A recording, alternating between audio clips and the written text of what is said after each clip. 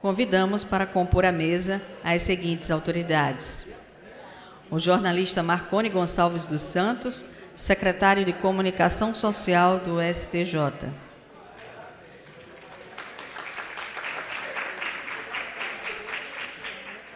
A jornalista Rosângela Sanches, diretora de Comunicação do Tribunal de Justiça de São Paulo.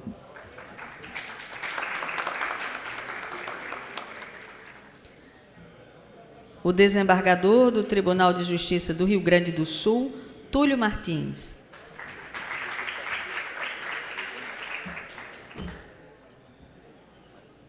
Para presidir a mesa, a jornalista Julisca Azevedo, secretária de Comunicação Social do TJRN.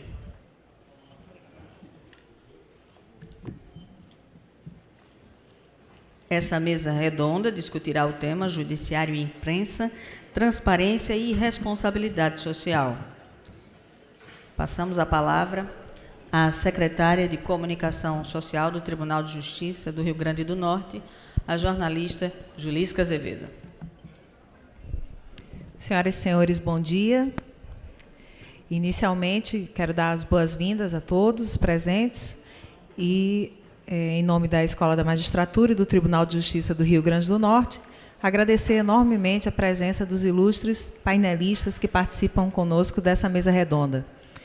Recebemos aqui o desembargador Túlio de Oliveira Martins, que possui graduação em Ciências Jurídicas e Sociais pela Universidade Federal do Rio Grande do Sul, graduação em Jornalismo e Comunicação Social pela Universidade Federal do Rio Grande do Sul, é nosso colega, jornalista também, e especialização em Preparação à Magistratura pela Escola Superior da Magistratura. Atualmente é professor da Pontífice Universidade Católica do Rio Grande do Sul e desembargador do Tribunal de Justiça do Rio Grande do Sul, onde dirige o Comitê de Comunicação Social. Recebemos também com muita honra o jornalista Marcone Gonçalves dos Santos, que é bacharel em Comunicação Social e Jornalismo pela Universidade de Brasília, possui mestrado em Comunicação Social pela Universidade de Brasília também, com área de pesquisa em Jornalismo Econômico. Atualmente é secretário de Comunicação Social do Superior Tribunal de Justiça, responsável pela comunicação institucional, internet, publicações de revistas, livros e relatórios especiais e assessoria de imprensa desde setembro de 2014. Marcone já passou também pelo Conselho Nacional de Justiça, onde também foi assessor de comunicação. E ao meu lado, minha querida jornalista Rosângela Sanches, graduada em jornalismo pela Faculdade de Comunicação Social Casper Libero, de São Paulo, bacharel em Direito pelo Centro Universitário das Faculdades Metropolitanas Unidas, especialização em redes sociais pela Escola Superior de Propaganda e Marketing e atualmente diretora de comunicação do Tribunal de Justiça do Estado de São Paulo. E acrescento, presidente do Fórum Nacional de Comunicação e Justiça, que congrega todas as assessorias de comunicação de tribunais, Ministério Público e órgãos ligados à justiça no Brasil. Passo a palavra, inicialmente, ao desembargador Túlio Martins, para começar nossa conversa, nosso bate-papo sobre Judiciário e Imprensa, Transparência e Responsabilidade Social.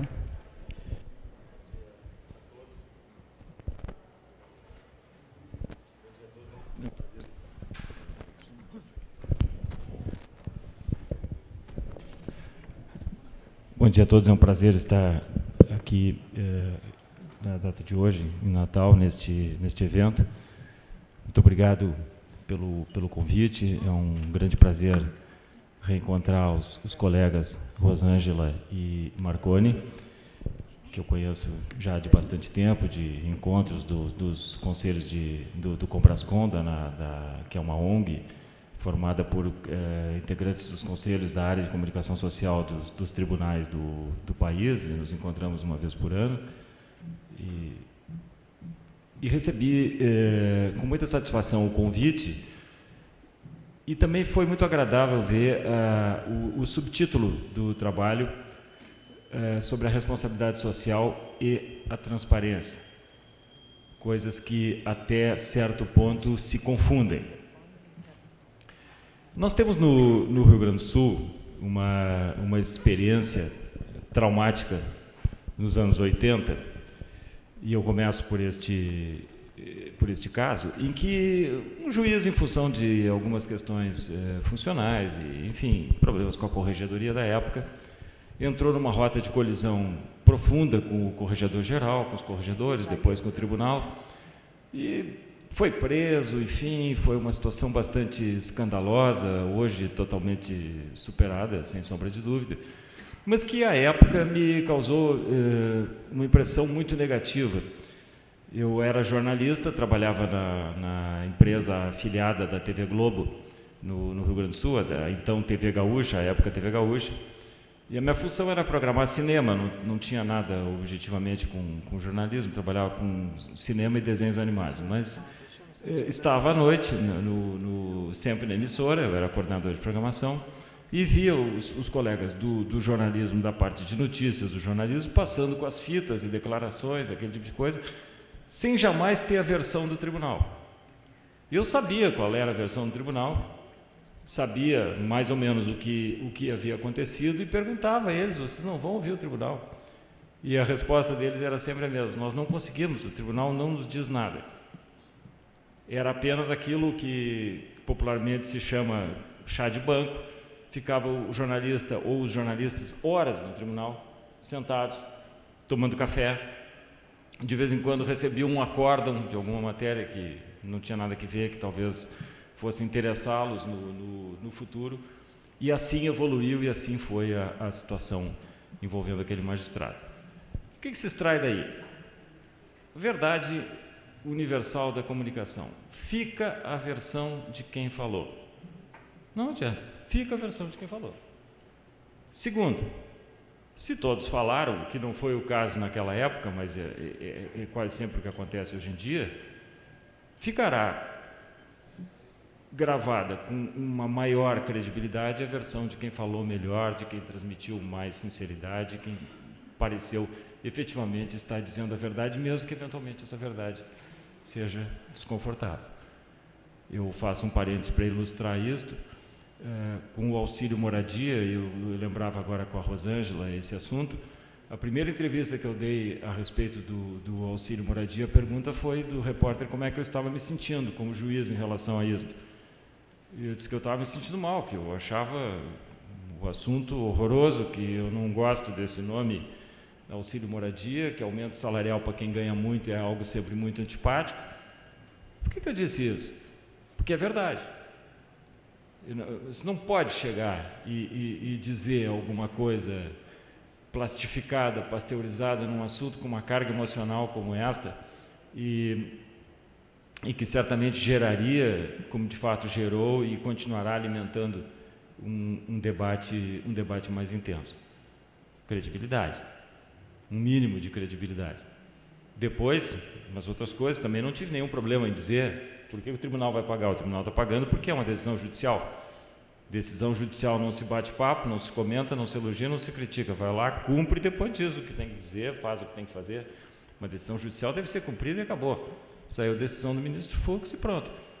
Foi cumprida e, enfim. Até uma situação que o tribunal acabou, sob certo sentido, ficando confortável, porque nós não tivemos, enfim, nenhuma ingerência em relação a isso, o tribunal sequer pediu. Mas a verdade é que o problema estava nas nossas mãos e nós não podíamos nos demitir daquilo que estava acontecendo.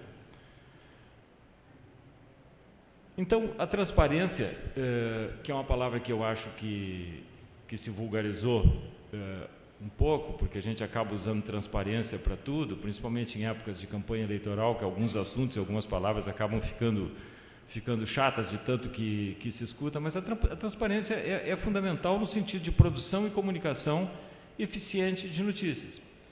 A estrutura, e não tem muita importância, mas nós temos uma estrutura de conselho de comunicação social, que é um conselho que realmente funciona naquilo que um conselho tem que funcionar, fazendo crítica, sendo massa crítica, sendo efetivamente massa crítica, tanto naquilo que foi, na observação do que foi feito, quanto nas propostas do que será feito, sem muita pompa, sem muitas circunstâncias, sem muita burocracia no trato das reuniões. Elas são muito simples, nós nos reunimos e discutimos, e algumas coisas são colocadas em votação, Eu canso de ficar vencido em coisas do Conselho, não procuro influenciar, e ali também termina. O Conselho são 4 juízes, 4 jornalistas, relações públicas e um publicitário e eu, todos da casa. É assim que funciona. Depois vem a parte executiva. A parte executiva, e aí diz muito com o que nos parece ser a nossa responsabilidade social, o Tribunal de Justiça usa já há 5 anos o sistema de ter um porta-voz do tribunal, que sou eu. Como funciona? O porta-voz fala pelo presidente. Tudo que o presidente tem que dizer é o porta-voz que diz. Ah, mas o presidente não fala? Fala.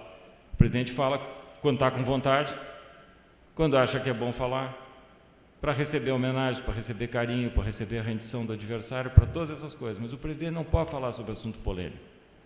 O presidente não pode estar falando sobre férias de juízes, sobre auxílio moradia, que são assuntos que certamente gerarão a maior controvérsia. Por quê? Porque ele é a voz do Poder Judiciário. Ele é a instituição. O porta-voz fala. E pronto. E pelos colegas, o sistema é muito simples, tanto desembargadores quanto juízes. O tribunal responde todos os questionamentos, todos, desde o Correio Brasiliense, a Folha de São Paulo, ou um tribunal superior que nos peça alguma informação, até a Rádio Verdes Mares ou a Rádio Guaratã de Santa Maria. Nós respondemos tudo, sempre encaminhado para o colega. Se pergunta, mas é por telefone, é rápido, porque a velocidade, nós não podemos esquecer isso, a velocidade do judiciário, a velocidade da imprensa são antípodas, são completamente diferentes, é quase o contrário.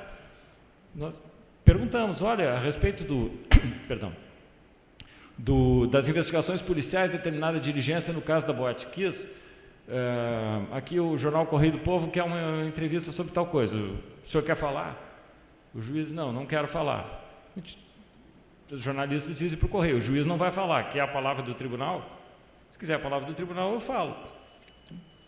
Aquilo que eu sei, aquilo que pode ser falado, normalmente é suficiente para os jornalistas, mas não fica espaço vazio. Mas nós fazemos isso sem brigar com as pessoas, sem ficar rebatendo crítica e principalmente sem brigar com a notícia, né? Que é um problema, quando a gente fica bravo com a notícia e quer brigar com ela e acaba comprometendo toda a comunicação mais eficiente. Em relação às críticas, quando são coisas particularmente agressivas em relação ao tribunal, se o presidente determina, a resposta é agressiva, mas se não, são sempre respostas com serenidade e com conteúdo. E, de uma maneira geral, acho que não se deve sair daquele setting em que as coisas acontecem. O governador do estado agora entrou com o Madin discutindo o pagamento do auxílio moradia, que ele acha que não pode ser da maneira que está sendo e que o ministro Fux não poderia ter feito o que fez. Pergunta para o Tribunal de Justiça, como é que o Tribunal de Justiça vê este fato? Resposta do tribunal, com muita naturalidade. É um direito, sob certo sentido, é até um dever do senhor governador do estado fazer isso, ele não tem a menor obrigação de concordar, os poderes são independentes e ponto. Simples assim. Mas não se deixa aquele espaço, aquele vácuo para ficar o mal-entendido, para se criarem as ambiguidades.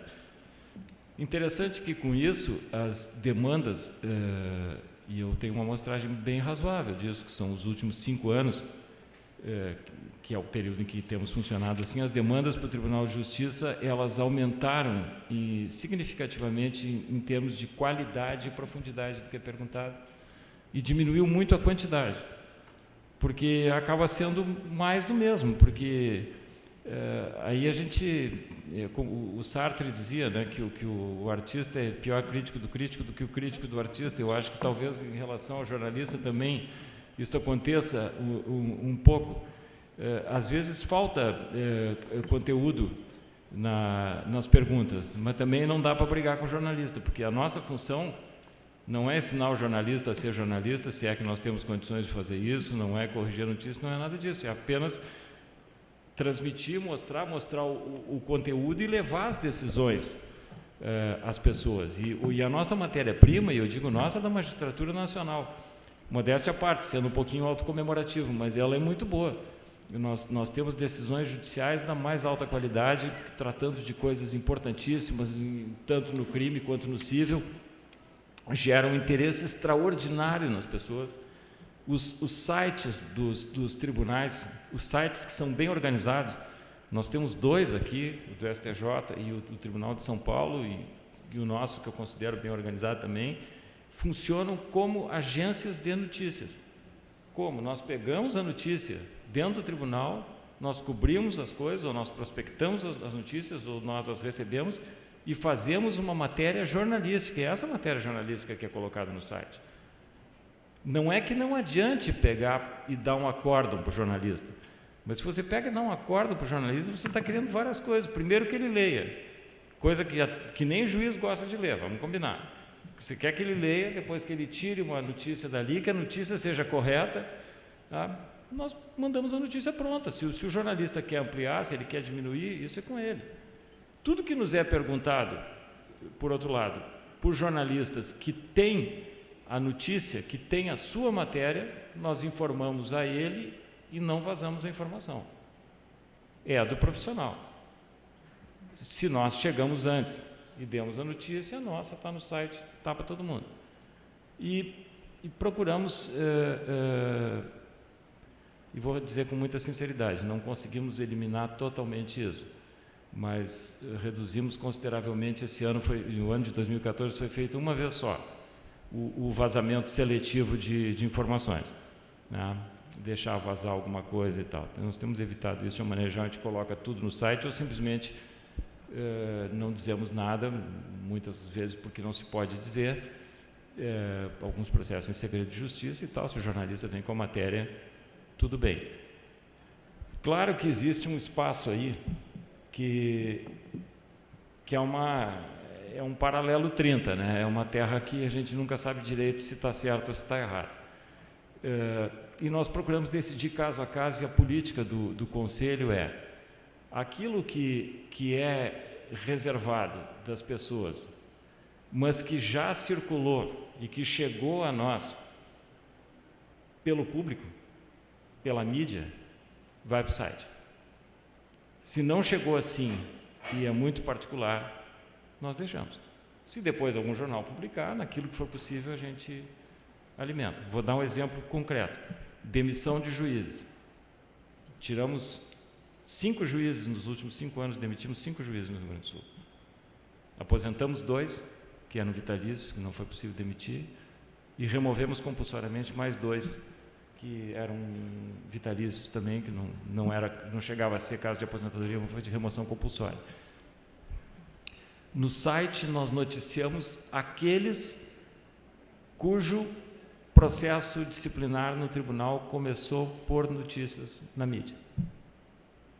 Se começou na mídia, nós colocamos no site e vamos até o fim. Se não começou na mídia, só se alguém perguntar. Um critério que parece justo. E um exemplo foi, um rapaz, eu fui inclusive professor dele na nossa escola, doença psiquiátrica, alcoolismo, numa situação totalmente irrecuperável, juiz vitalício, foi aposentado. Ninguém falou no assunto. Ninguém falou nesse assunto. A família sabia, os colegas sabiam, o assunto veio parar na corregedoria, foi 2 anos, departamento médico, aquela coisa.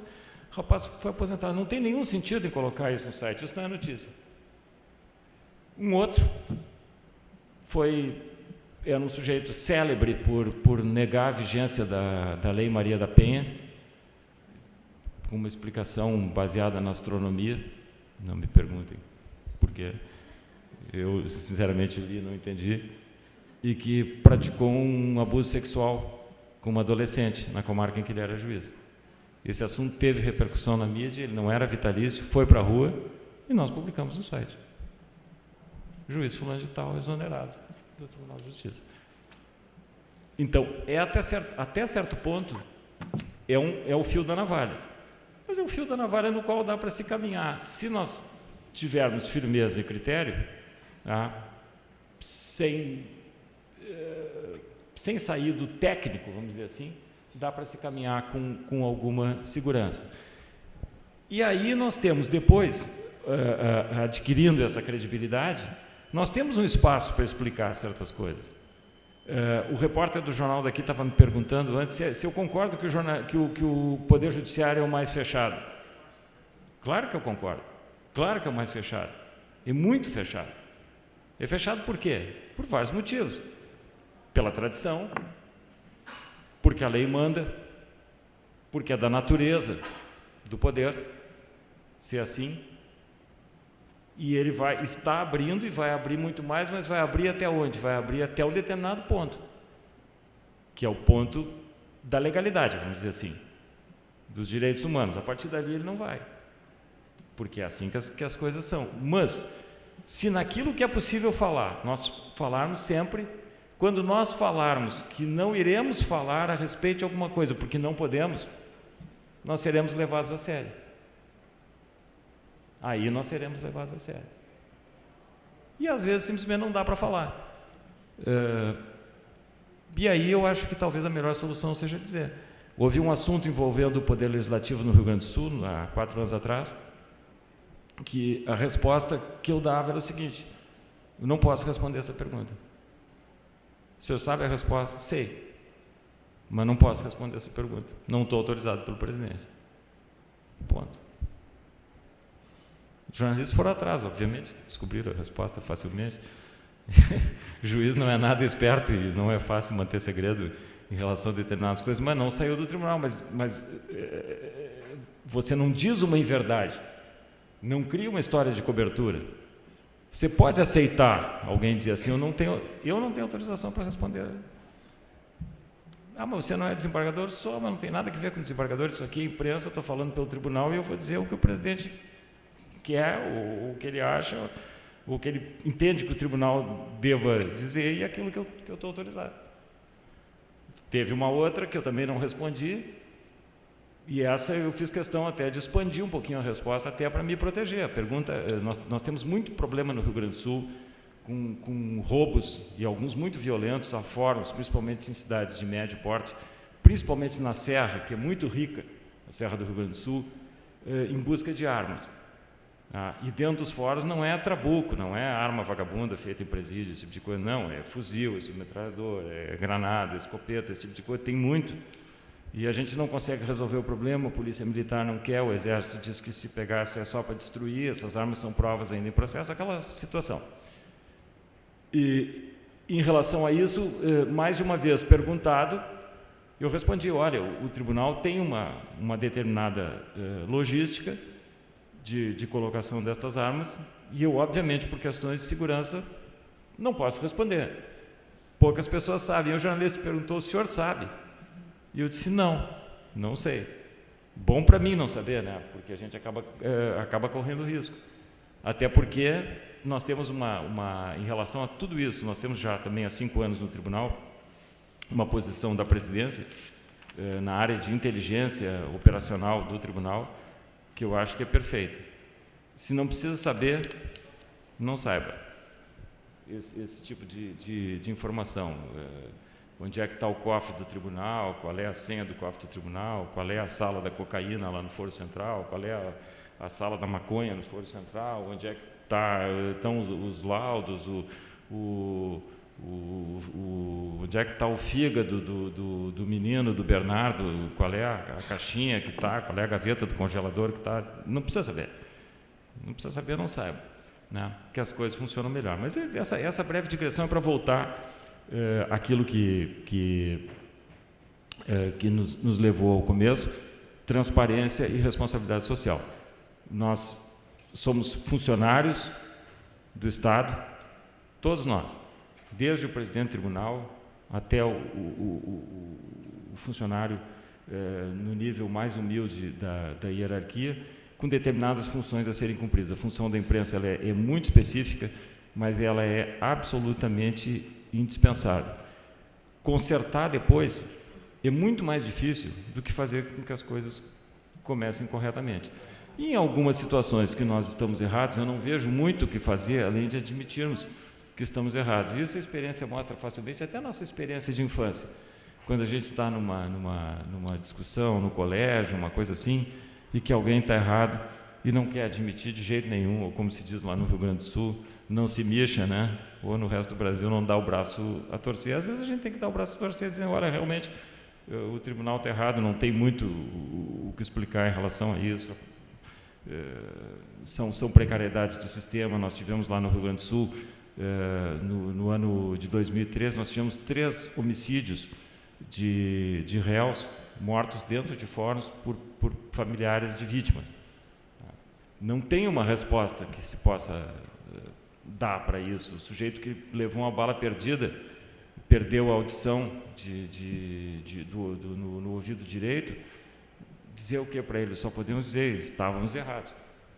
Infelizmente, né? Não tínhamos recursos, mas sabíamos do problema. E aí nós temos um espaço para que as pessoas efetivamente acreditem em nós. Eu tenho só 5 minutos aqui, eu nem preciso disso, só quero falar da estrutura que nós utilizamos.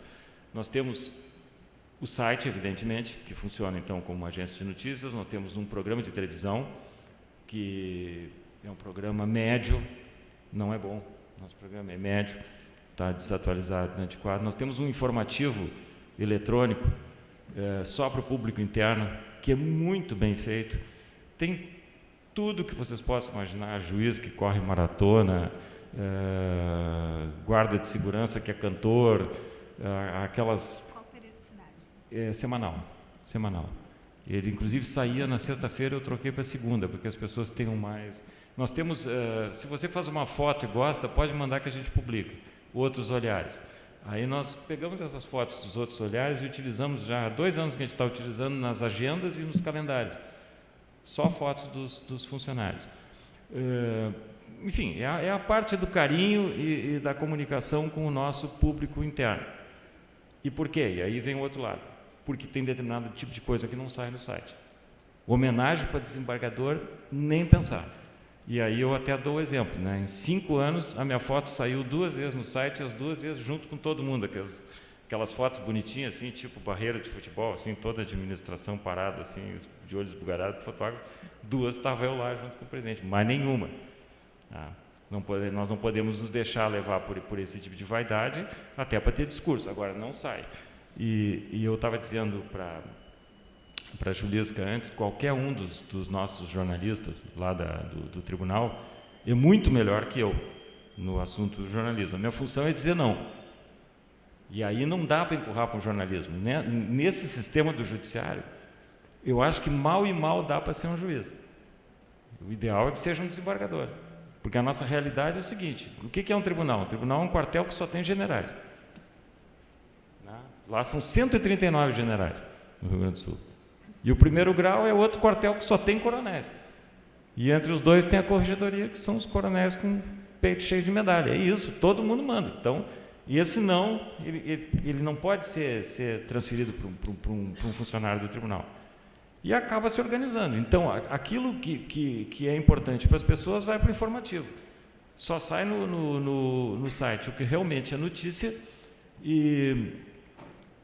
ou informação relevante. Por exemplo, foro da comarca de Campo Bom ficará fechado 2 dias em função dos alagamentos. Tá? Isso, óbvio, né?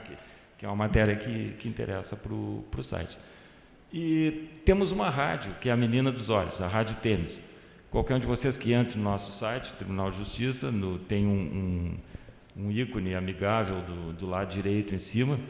A Rádio Temes ela é operada pela Rádio Web do Paulo Giovanni, é uma empresa que opera dentro dos nossos critérios. Funciona assim, 24 horas por dia, não tem comercial, não tem Voz do Brasil, não transmite evento, não transmite discurso, não transmite posse, não transmite nada. Todos os nossos boletins de informação têm no máximo 2 minutos e meio.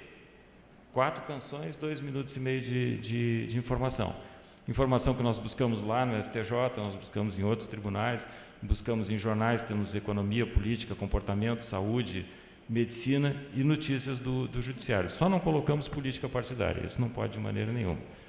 E 4 canções, e funciona da seguinte maneira, das 6 às 7, música nativista, depois até às 11 da manhã, standards de jazz, bossa nova, esse tipo de música, depois música pop, direto até por volta de 21 horas.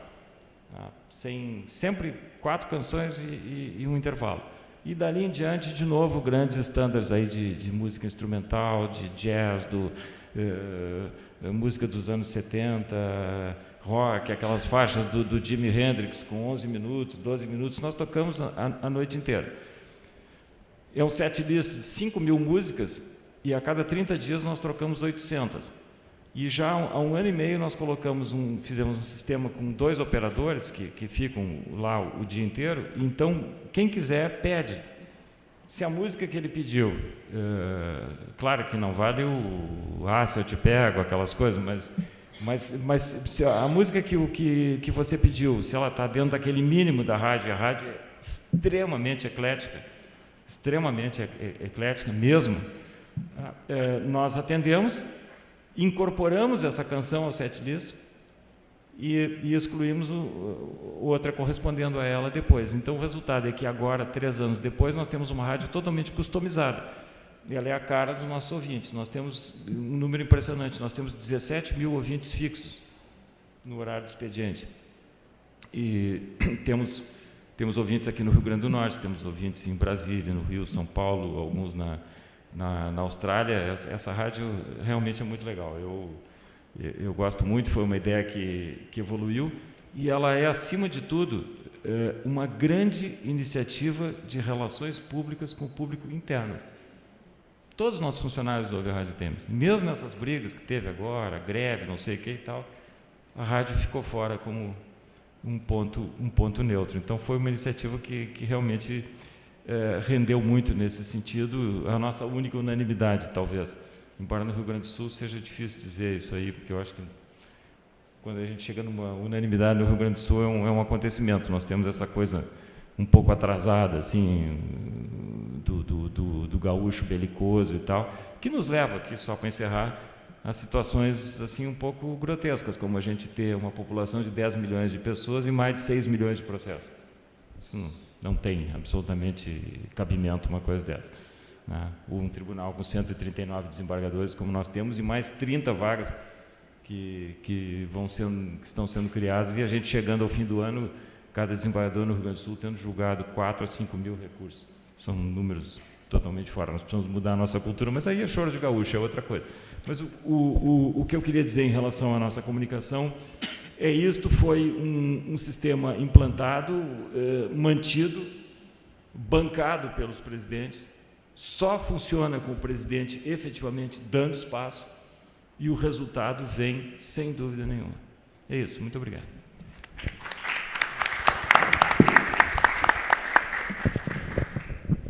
Eu já fiquei morrendo de vontade de perguntar um monte de coisas, né? Aqui me coçando, mas vamos primeiro ouvir o Marconi e a Rosângela. Passa a palavra agora para Marconi Gonçalves.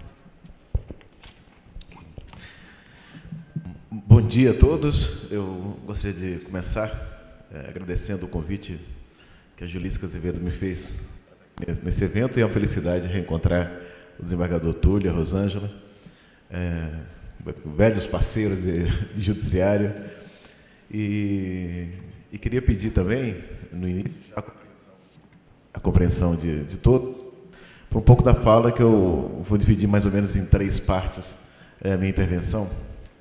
E eu gostaria de começar falando um pouco do processo de comunicação, ou do papel da comunicação num ambiente de mudanças que a gente vem vivendo, e vive no ambiente social que a gente está enfrentando. Eu gostaria de começar alertando, falando uma coisa que para mim é muito cara. Assim, o Brasil mudou muito nos últimos anos. Nos últimos 20 anos, especificamente, é uma mudança radical. Mas nos últimos 8 anos, a gente tem vivido uma transformação social no Brasil impressionante. Quem é do Nordeste sabe muito bem isso. Houve um processo de ascensão social, de aumento da riqueza da população mais pobre, e o acesso de um segmento da população pobre ao mercado que é impressionante. Os senhores já devem saber do volume dos dados da nova classe média, e no Nordeste, nas regiões mais pobres, esse aumento foi avassalador. Houve uma inclusão social forte, E houve também uma transformação social interessante, que muitas vezes escapa aos olhos esse contexto econômico, esse contexto de transformação que a gente vive. E essa transformação não é trivial. O Brasil está mudando estruturalmente a sua população. Hoje, se vocês, para termos ideia do que é isso, o Distrito Federal, onde eu vivo, mais da metade da população feminina é formada por mulheres negras no Distrito Federal, que é um dado que as pessoas sequer tomam conta disso. A nova classe média hoje é composta por metade da população brasileira, 53% da população brasileira é de integrantes da nova classe média, que são pessoas que hoje ascenderam socialmente, orgulhosamente ascenderam. E são pessoas que, ao contrário da classe média comum, são pessoas que não têm pai médico, não têm pai advogado, não têm pai professor. São pessoas que estão construindo a sua história de uma maneira muito bonita, muito efetiva e orgulhosamente transformando o país. Os senhores podem ver a nova classe média no Brasil hoje. Se ela fosse uma economia separada, ela seria hoje a 21ª economia do planeta. Consome mais de 1 trilhão de reais no mercado de consumo no Brasil. De cada 10 cartões de crédito que tem no Brasil, 6 hoje são da nova classe média. 65% dos estudantes de universidades no Brasil, de faculdades no Brasil, são da nova classe média. Então mudou. O Brasil mudou. Há uma transformação crucial e uma disputa política, ideológica, social em torno dessa mudança. A gente viu como é que foi acirrada a última campanha eleitoral. O nível chegou às raias do desespero das duas campanhas, mas, no final das contas, essa nova classe média, esse novo segmento da população, determinou e continuará determinando nas próximas décadas o futuro do país. E há uma mudança crucial aí. Esse novo segmento, ele estatisticamente é representado por uma mulher negra de 24 anos de idade. Essa é a cara do novo mercado consumidor brasileiro.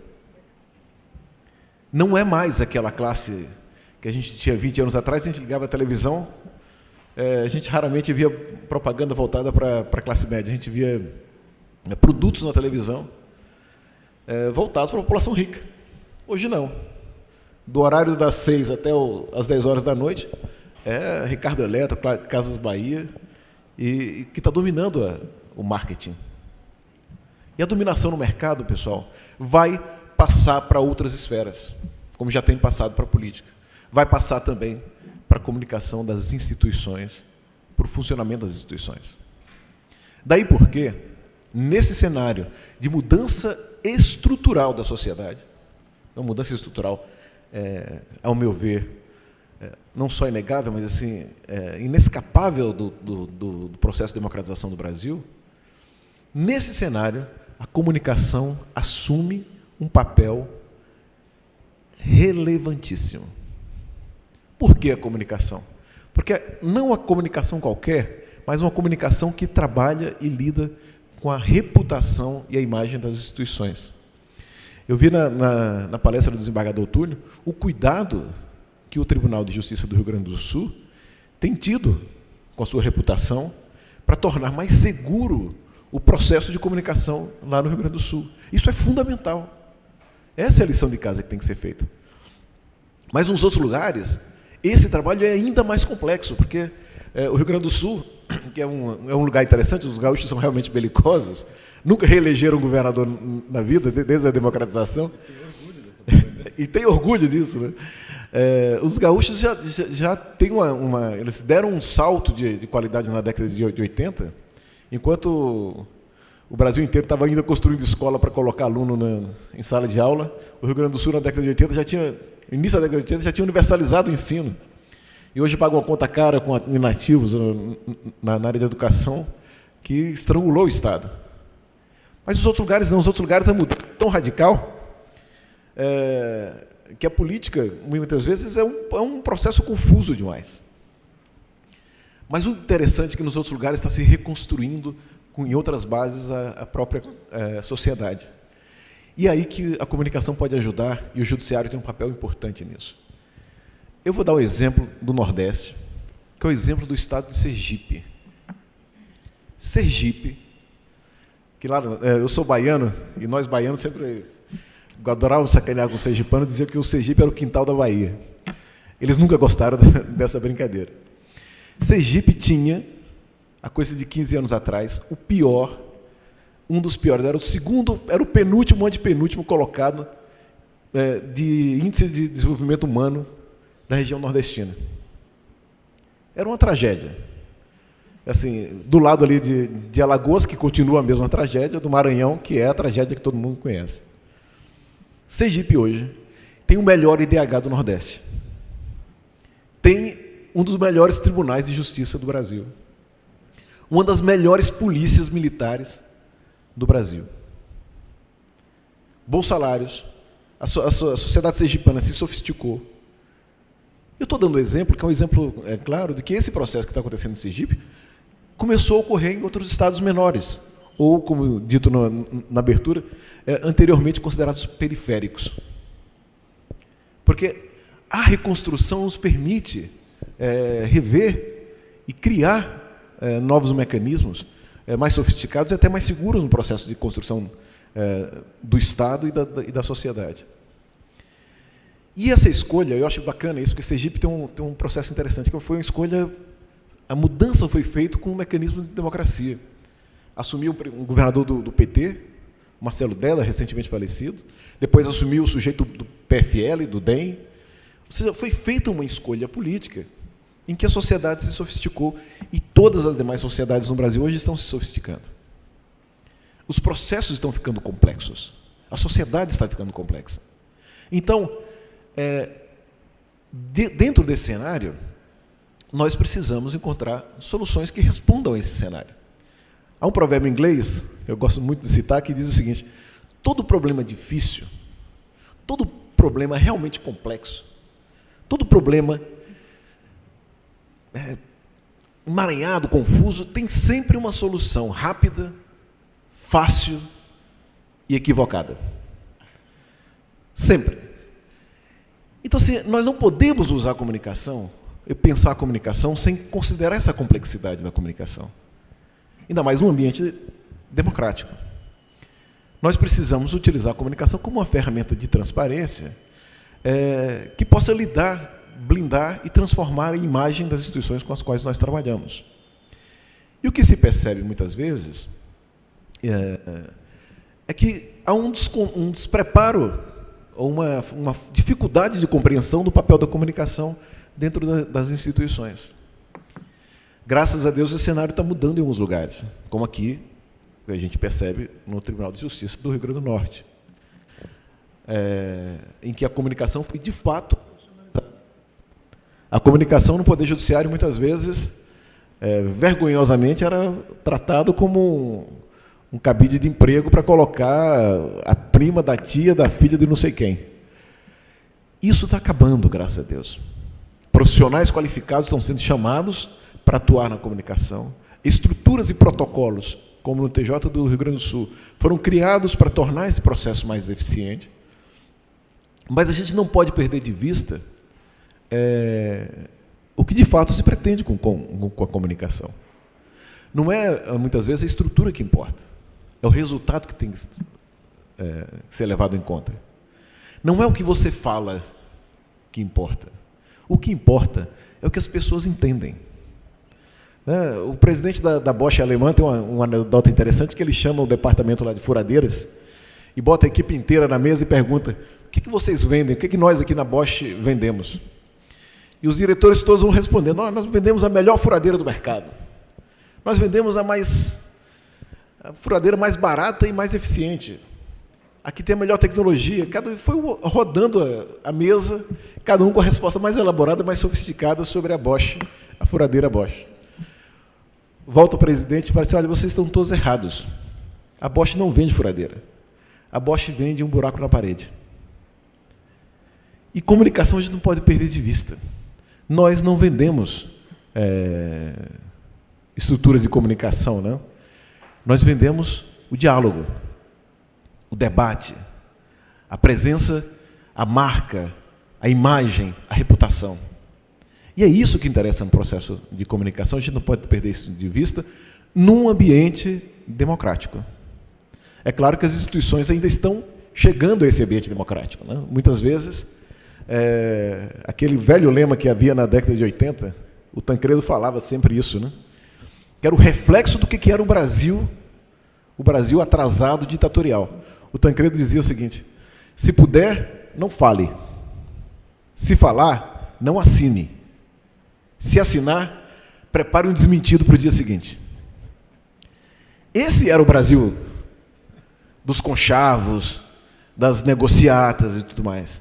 E esse Brasil que está aí, esse Brasil velho continua aí, tem que ser substituído por um Brasil diferente, um Brasil do diálogo. Um Brasil em que, se puder, fale. Se falar, sustente, explique. Marque a sua presença. Se for assinar, divulgue o que você assinou. Coloque em debate, submeta-se à apreciação do público, porque é o público, no final das contas, que interessa, porque é o público que paga. Numa democracia, o público quer saber, o público precisa saber, e mais do que isso, o público, o distinto do cidadão, tem o direito de saber. Só que aí a gente entra num gargalo, que é o problema da comunicação em si. A comunicação não pode ser vista, e aí o judiciário às vezes comete um pouco esse problema. O juiz, geralmente, ele lida com enigmas a vida dele inteira. Ele precisa julgar alguma coisa, precisa ser o mais justo possível. E aí acontece um problema, ele precisa saber qual é a verdade daquilo que ele considera para poder tomar uma decisão. Então é sempre um enigma o trabalho dele. Abraham Lincoln falava que toda pessoa que tem um martelo, né, quando o sujeito só tem um martelo, ele vê todos os problemas como prego, né? Quando a sua ferramenta de trabalho te conduz a ver o mundo de acordo com o seu trabalho. Só que comunicação não é solução de enigmas. O comunicador, esteja ele no jornal, dentro de uma assessoria de imprensa, ele lida com outro conceito, que são mistérios. Ele não lida com enigmas. E o mistério é um negócio difícil de resolver. Qual é a diferença entre enigma e mistério? O enigma é que você só resolve o enigma quando você tem mais informações. Você não tem informação suficiente. À medida que chegam as informações, você confronta as informações, você resolve aquele enigma. O mistério não. O mistério você tem muita informação. O excesso de informação é que te coloca num ambiente de incerteza. E é muitas vezes o que a gente vivencia no Poder Judiciário, trabalhando com o Poder Judiciário. Vou dar um exemplo. Assim, um enigma, para nós, assim, olha, é um enigma, sei lá, desvendar, embora não seja tão curioso assim, o nível de corrupção da Petrobras. Quem roubou, como roubou e tal, em determinado momento vai se chegar à solução desse enigma. É um mistério saber, você não tem como saber, porque é um ambiente de incerteza, como é que seria o governo Aécio Neves no Brasil a partir do ano que vem.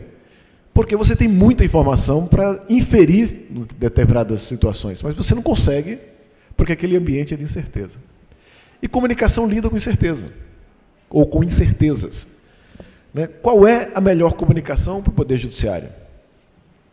Né? É um mistério.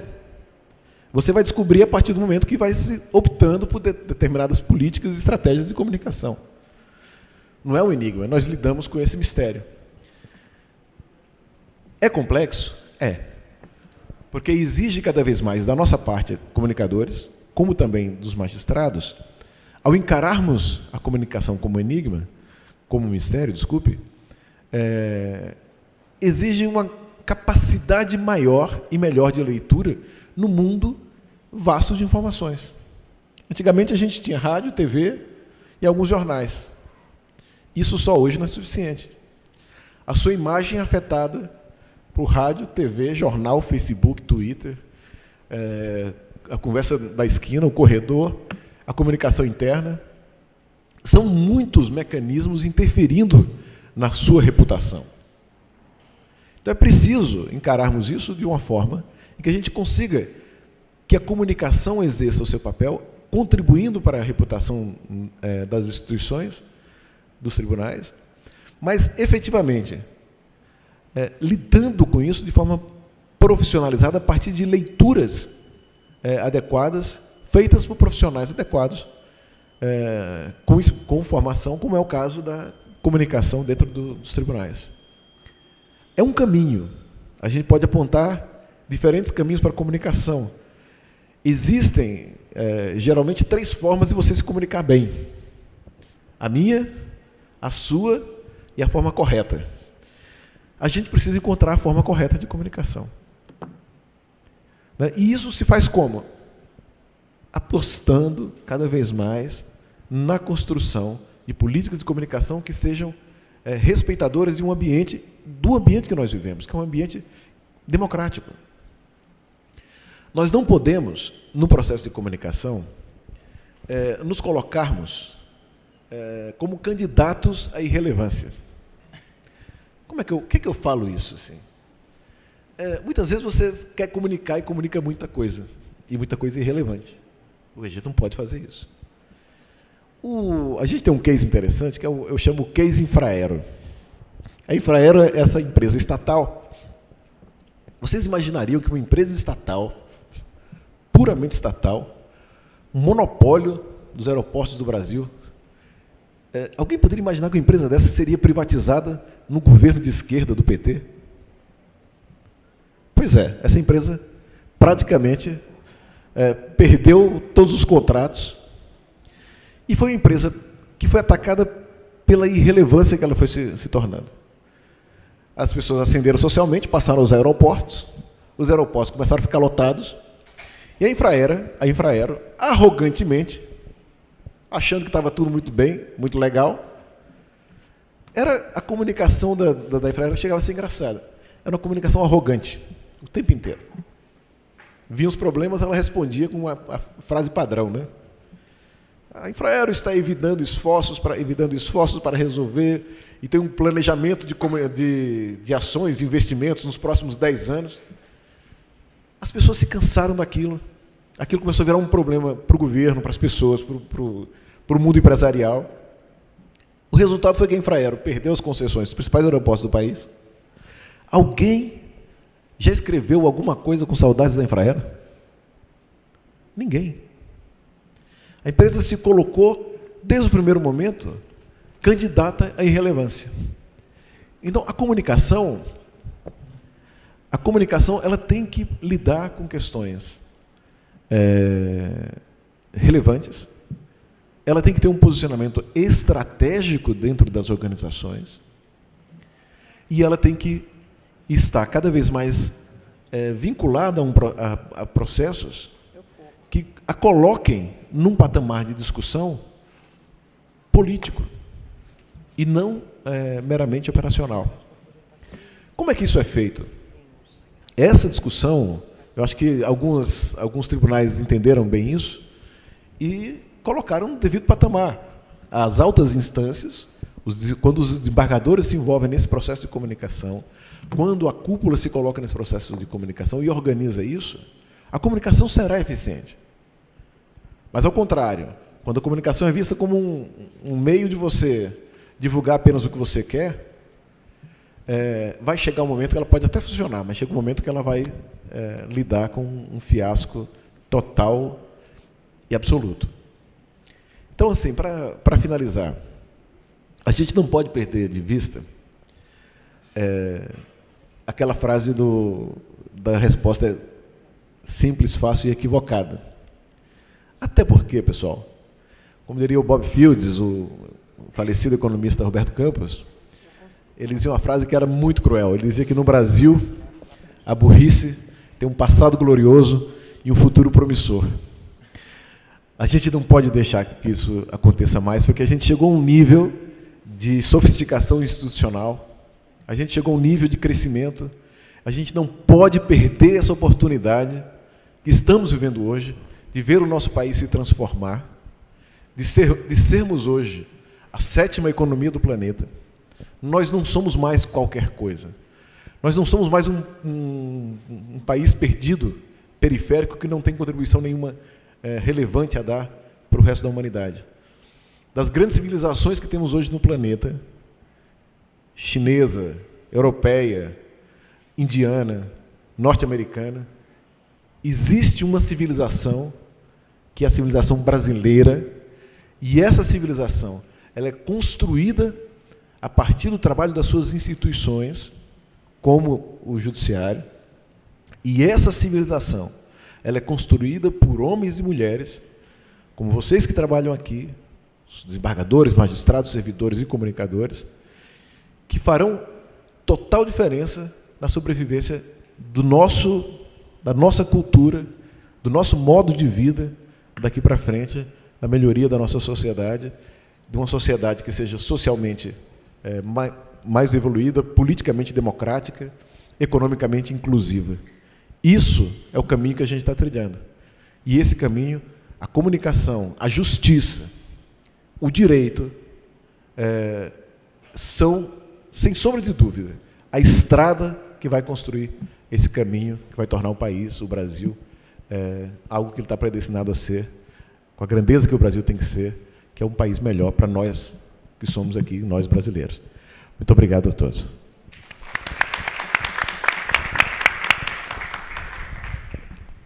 Vamos conhecer agora alguns cases da comunicação do Tribunal de Justiça de São Paulo, que Rosângela comentava há pouco, é o maior Tribunal de Justiça do mundo, né? Então, com vocês, Rosângela Sanches. Eu vou pedir licença à mediadora, minha amiga Julisca, para eu falar dali de perto, porque eu fiz uma cirurgia nos olhos para tirar os óculos e ainda não estou enxergando muito bem. Com licença.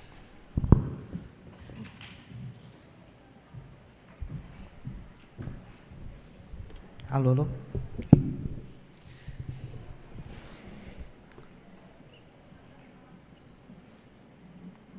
Oi.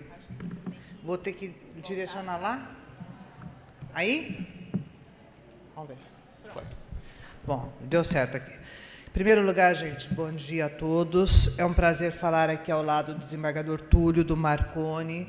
Isso me enche de alegria. É praticamente o último ato que eu faço como presidente do Fórum Nacional de Comunicação e Justiça, e me deixa muito feliz que este ato aconteça. Eu fico na presidência até o final de dezembro, mas um mês passa muito rápido, e no ano que vem assume o colega de Santa Catarina.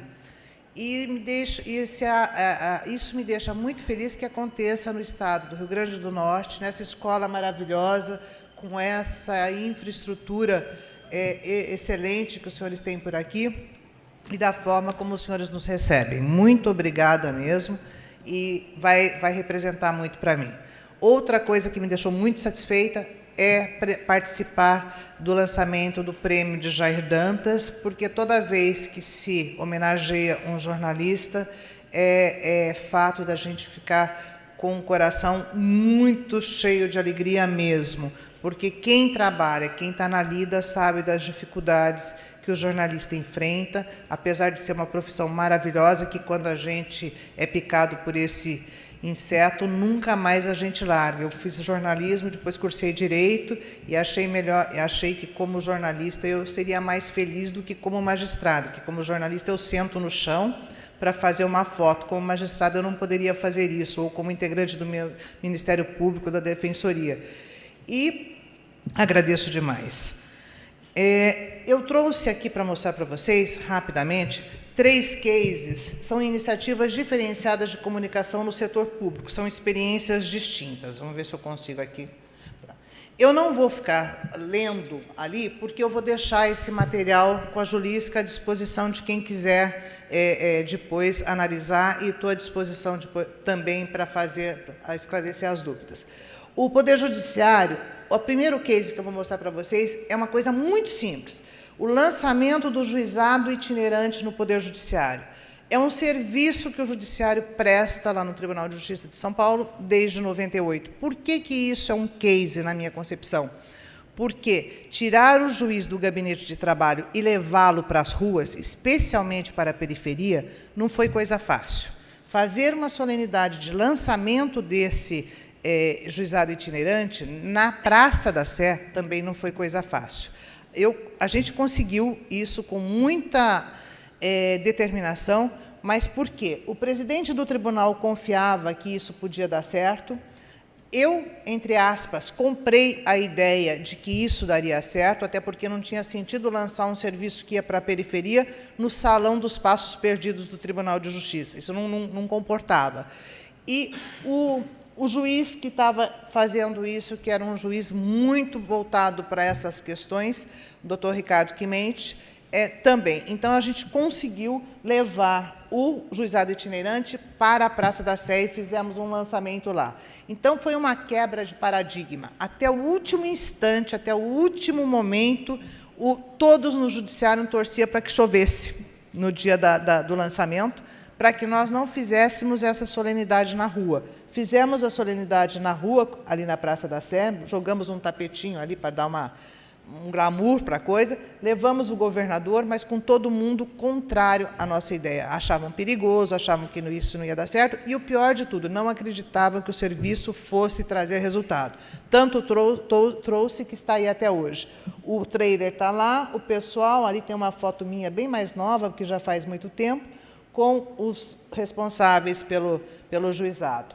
Com isso, a gente conseguiu. Qual era o foco de comunicação nesse caso? A comunicação nossa era a prestação de serviço. Por quê? O judiciário tinha muito a oferecer, as pessoas precisavam chegar até o judiciário e não sabiam como. A gente conseguiu muita divulgação na mídia em relação a esse trabalho. Opa, desculpa, deixa eu voltar uma aqui. Não, vim demais. Espera aí. Vamos ver se eu...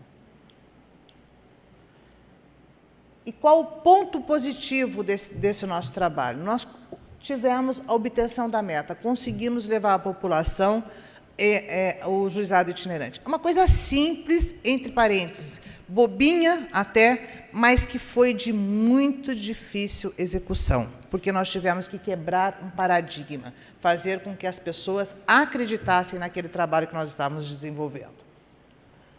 Em seguida, a gente passa para o Poder Executivo. Não sei se os senhores ouviram falar dos concursos de Miss Penitenciária que aconteceu no Estado de São Paulo. Foram 2 concursos em anos consecutivos, 2004 e 2005. Nesses concursos, nós tivemos a participação de 10 penitenciárias. Nessa época, eu trabalhava na Secretaria da Administração Penitenciária, tivemos o papel a participação de 10 penitenciárias e envolvemos uma média de 4.000 presas. Por que esse trabalho deu certo? Deu certo porque o envolvimento da comunicação foi desde o início, desde que começamos a trabalhar a ideia do concurso, surgiu a ideia do concurso, a comunicação estava dentro. Por exemplo, o secretário chegou e falou, vamos realizar um concurso de beleza, o que você acha? Eu falei, olha, um concurso de beleza só não surte efeito, não é uma coisa que vai produzir nada de bom. O que nós temos que fazer? Vamos fazer um concurso que tenha mais coisas do que beleza. Então, esse foco da comunicação é diferente do primeiro caso. No primeiro caso, nós estávamos prestando serviço. Nesse caso, a comunicação entrou como um fator preponderante de inclusão social. Então, nós tivemos prosa, verso, beleza e simpatia. 4 categorias distintas para que nós pudéssemos avaliar e realizar o concurso. A participação, o ponto alto desse trabalho de comunicação, nós tivemos 100% de aprovação nacional e internacional. Eu brinco que a gente fala em 100%, porque os jornais dos países de língua muito difícil, a gente não sabe dizer. Eu não consegui saber se o da Bósnia estava falando bem ou mal, mas que saiu publicado lá, saiu. E foi o sucesso do evento foi comprovado na repercussão na mídia. Olha, com início às 14 horas e término às 23, os concursos atingiram todos os objetivos. Pessoas que haviam passado por situações muito difíceis, inclusive de problemas familiares com violência participaram. Então, vocês podem ver ali o ponto negativo desse nosso projeto. O sucesso foi tanto que nós não tivemos condições de atender a demanda. Filmes e documentários que vieram em seguida e que quiseram fazer o acompanhamento, a gente não tinha como fazer esse atendimento, tamanho foi o sucesso. Foi um projeto de alto risco, mas envolveu planejamento. Foi um projeto de alto risco, mas envolveu confiança. Ali nós temos o Raul Gil, vários artistas que participaram, a Silvia Popovic, ali promotor de justiça, a imprensa toda participou. Aquela presa que está lá em cima foi a vencedora do concurso de prosa, é uma japonesa que matou o pai. E um texto maravilhoso, lindíssimo, e ela matou o pai porque ela descobriu que o pai abusava dela e depois, passado um tempo, ela descobriu que o pai abusava das irmãs também. Então, quando ela fez essa descoberta, ela acabou matando o pai e estava cumprindo a pena. Opa, espera aí. Deixa eu ver se eu... Tá. Aí, o ponto alto, projeto de alto risco, porque nós tivemos audácia para realizá-lo lá, envolvendo essas 10 penitenciárias. Resultados. Ali o Julinho do Carmo, que é um cabeleireiro famoso lá, que foi para pentear as presas para o dia do concurso. Nós tivemos, quais foram as conquistas nesse caso, nesse projeto de comunicação? O envolvimento das pessoas, o cantor Fábio Júnior, Alexandre Pires, Karina Bach, Leci Brandão, Raul Gil, drag queen Léo Áquila, entre outros, as vítimas de violência.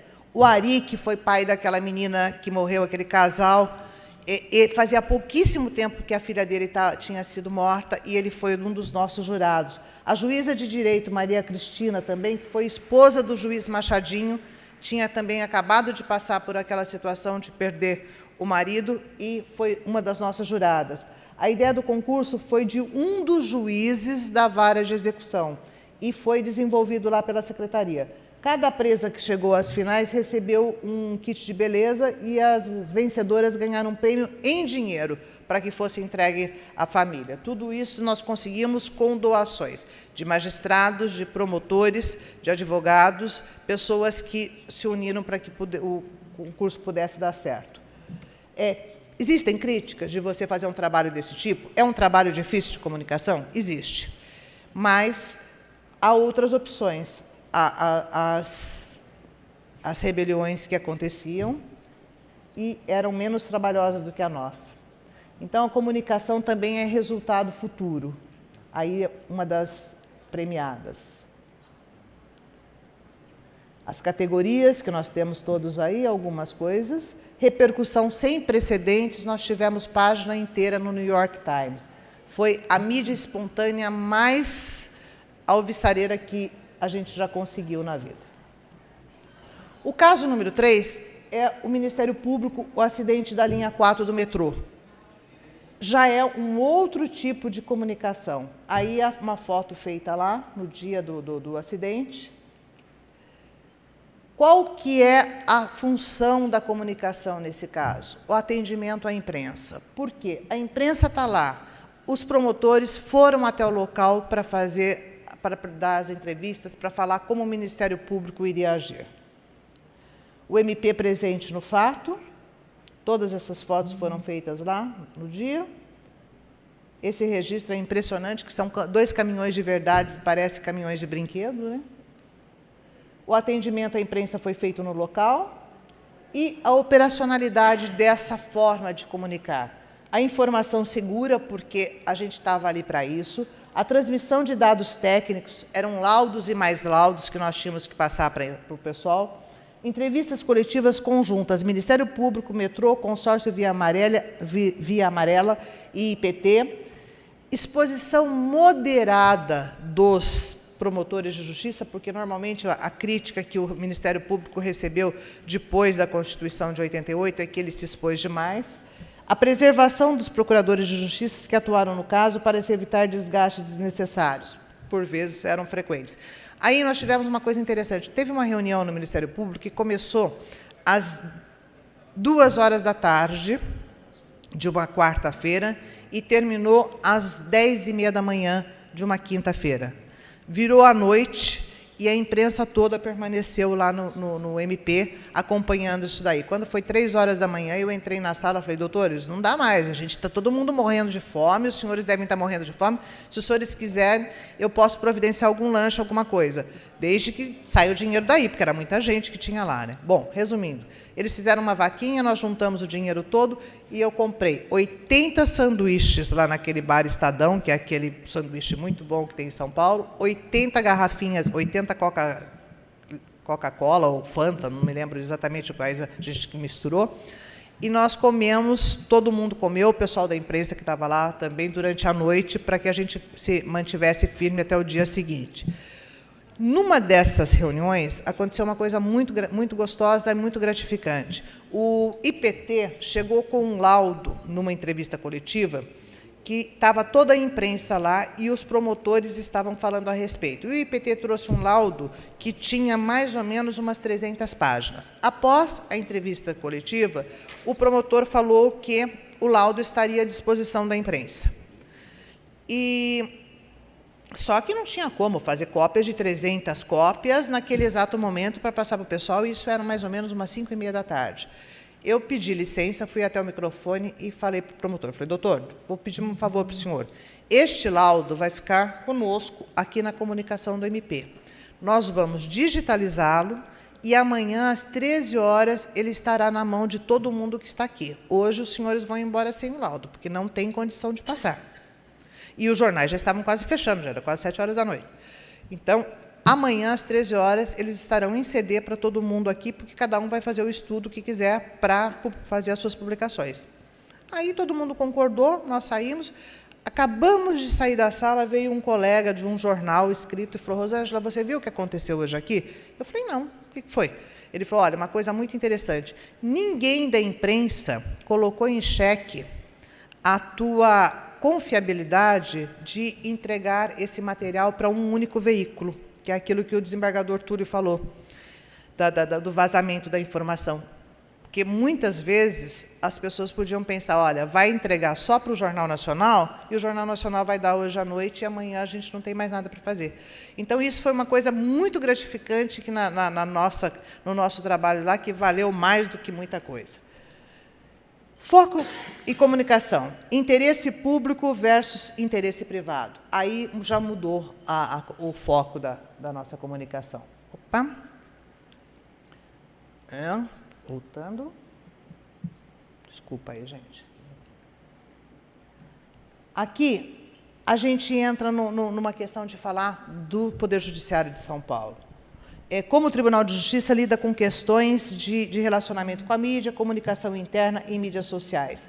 Isso é um pouquinho da história do TJ, porque é um prédio muito bonito, é um palácio muito interessante, todo mundo que vai lá fica encantado. Eu não vou ler, mas fica para vocês depois para conhecer melhor.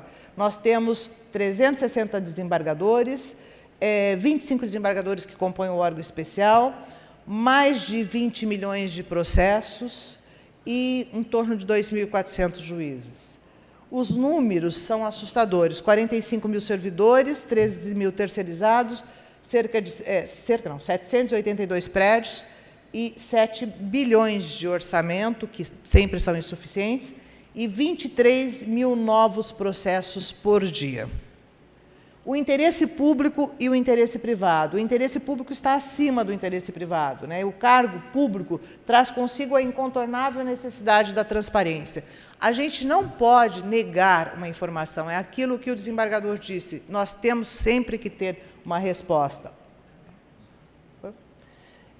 Só que a resposta e o caso que interessa para a imprensa é diferente do que o que interessa para o judiciário.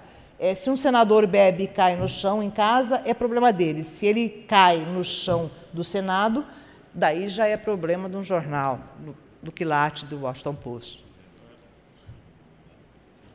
O Poder Judiciário, com a Constituição de 88, o juiz tornou-se um agente público. E daí, gente, mudou muito a situação de lá para cá. Porque o que acontece?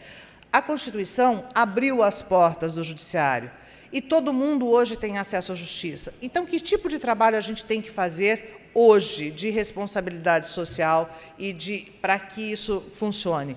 Não é mais o trabalho que nós fizemos lá no primeiro momento de prestação de serviço, de levar o conhecimento da pessoa que ela tem direito, que ela tenha o acesso à justiça. É um trabalho diferente. É como se desenvolve o processo no decorrer do trâmite processual, porque não adianta abrir a porta do judiciário do jeito que foi aberta e fechar a porta da saída, porque o processo demora anos, anos e anos. Então, nós temos que ter um novo conceito de disseminação de informação para que isso aconteça de forma diferente.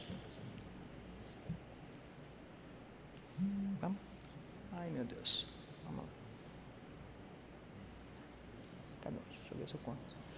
O judiciário passou a fazer parte da vida das pessoas e todo mundo sabe disso mais do que ninguém, com mensalão e tudo que vem pela frente, né? Tem uns casos interessantes, que foi o casamento do príncipe William, que antigamente todo mundo criticava a Inglaterra e por ocasião da morte da Diana, e depois, no casamento, através de uma comunicação muito bem feita, essa crítica desapareceu. A eleição do Obama, que praticamente tudo por redes sociais, e a eleição do Papa Francisco, que foi muito feita pela comunicação também. Aqui no Tribunal de Justiça, hoje nada se esconde. As redes sociais, nós temos 167 mil seguidores no Twitter, aquele número lá, no YouTube, no Flickr e no Instagram. Então, tudo hoje é postado de uma forma coerente, responsável, para que as pessoas tenham conhecimento. Nós tivemos vários julgamentos de repercussão, o caso Nardoni, o caso da Eloá Pimentel, o caso Mércia Nakashima. E o que prova a mudança de mentalidade? No caso do casal Nardoni, nenhuma imagem foi permitida, somente o áudio no final do julgamento. No caso da Eloá, algumas imagens foram permitidas. O juiz já permitiu que você entrasse e filmasse alguma coisa. No caso da Mércia, o julgamento foi totalmente transmitido. Foi o primeiro julgamento transmitido integralmente no estado de São Paulo. Então, de um tempo muito curto, as mudanças estão acontecendo. Da teoria à prática, eu vou só mostrar para vocês o julgamento do casal Nardoni, que nós acabamos ganhando um prêmio em 2010 por causa disso, porque as imagens são interessantes e profissional nenhum do direito. O juiz não sabe que vai passar por isso quando ele ingressa na magistratura, o promotor não sabe que vai passar por isso, o advogado sabe que vai ter casos interessantes, mas não imagina que seja desse porte, e o jornalista não sabe que ele vai ter que enfrentar essa loucura para ir atrás da notícia. E de uma notícia que não tem novidade, porque é um julgamento, não tem nada para acontecer ali de diferente, pelo menos dentro dos parâmetros normais. Pode ser que alguém morra na hora, mas, fora disso, não tem furo de informação. Essa é uma imagem que chega a ser assustadora do tanto de equipamento que estava lá para a coletiva. O julgamento durou uma semana. Aí nós fizemos uma reunião com o juiz e ele determinou tudo o que devia ser feito, quer dizer, tudo o que devia ser feito dele nessa primeira reunião era nada podia ser feito. Com o passar do nosso relacionamento ali, nós conseguimos conduzir as coisas de uma forma bem interessante. Nós tivemos 20 senhas que foram distribuídas para os jornalistas e nós tínhamos 200 jornalistas inscritos. Então, essas senhas foram por rodízio. O que aconteceu? Na hora da gente fazer a distribuição, nós fizemos essa reunião que antecedeu o julgamento, com a comissão de imprensa, que são os desembargadores que estão ali no fundo, são 3 desembargadores que tomam conta da imprensa lá do tribunal, e os jornalistas. Nós tínhamos 70 pessoas só nessa reunião que antecedeu o julgamento, com 20 senhas. Daí nós colocamos mais uma pela proporcionalidade na hora da divisão, e a última senha, a 22ª, na hora da reunião eu joguei com eles e nós conseguimos que houvesse a liberação de mais uma senha para que todos pudessem, para que eu pudesse fazer um uso discricionário disso. Se eu sentisse que havia necessidade, se eu via algum comprometimento, algum colega fosse ficar prejudicado em relação à notícia, a gente passaria essa senha para eles. Por quê? Porque a importância do fato é uma, a importância do veículo é outra, e a importância do veículo do Jornal da Zona Norte é a mesma da Rede Globo de televisão, é a mesma da Record de televisão. O Jornal da Zona Norte tinha uma pessoa fotografando e escrevendo, mas o crime aconteceu ali, naquela região.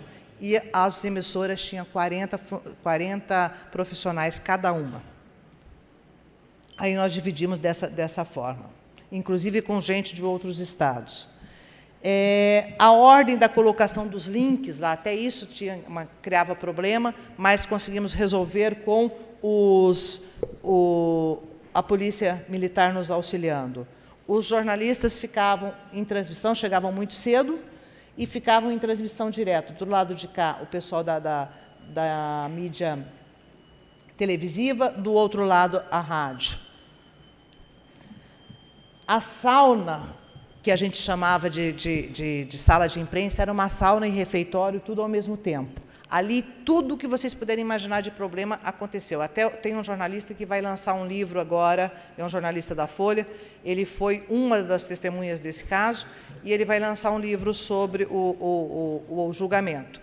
E é muito interessante, porque até briga por causa de ventilador aconteceu ali, eu tive que apartar, porque o vento ia em um, não ia em outro, e uma coisa terrível.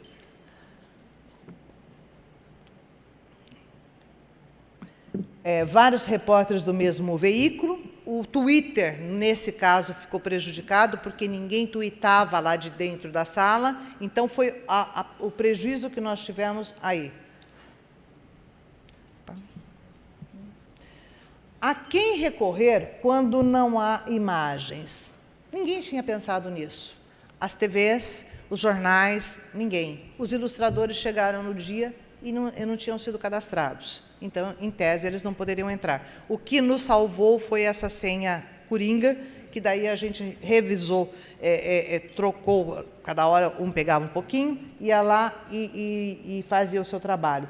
Esse caso foi emblemático até para os ilustradores. Eles levaram para o sindicato essa questão por não serem respeitados no veículo de comunicação, porque se não pode ter fotografia, quem tem que pensar na ilustração? Quem tem que pensar na imagem? O editor, a pessoa que está preparando, o pauteiro que está preparando o caso ali, mas ninguém pensou.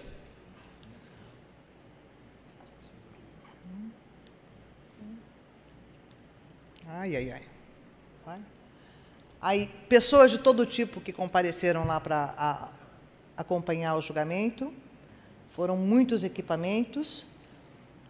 Aí foram as únicas imagens que nós passamos para eles de fotografia de dentro do local. Ali era o salão do júri, daquele tamanho, só de jornalista eram 200. Eles ficavam acompanhando. Ai, meu Deus, não vai isso. Aí, os jornalistas em filas para o rodízio, e vocês imaginam colocar jornalistas do porte de César Tralli, Bournier, na fila, encostadinho ali mas todo mundo respeitou. Tá? Aí, as coletivas,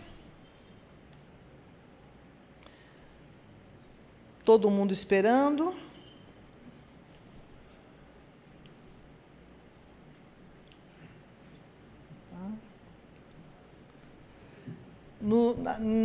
No primeiro dia, houve bastante tumulto nas coletivas. Daí, o que nós fizemos? Resolvemos que os próprios profissionais de imprensa ali resolveriam como a gente devia agir. Então, nós colocamos mesa e daí todo mundo foi sem problema as outras. Todo mundo, os profissionais, auxiliavam os outros colegas, não houve problema algum nesse sentido.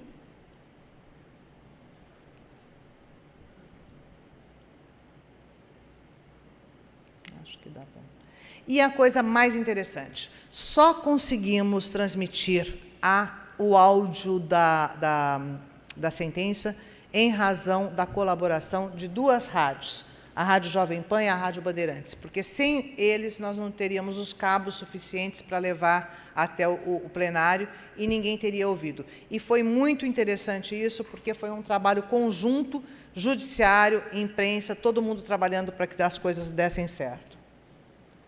Aí, no finalzinho, quando o juiz leu a sentença, nós botamos algumas caixas de som dentro do fórum ali, para que os demais integrantes que não estavam dentro do salão do júri também pudessem ouvir, mas era fechado. Quem estava na rua não ouvia o que estava ali no fórum. Só que, como estava sendo transmitido, tinha muita gente na rua com rádios e equipamentos.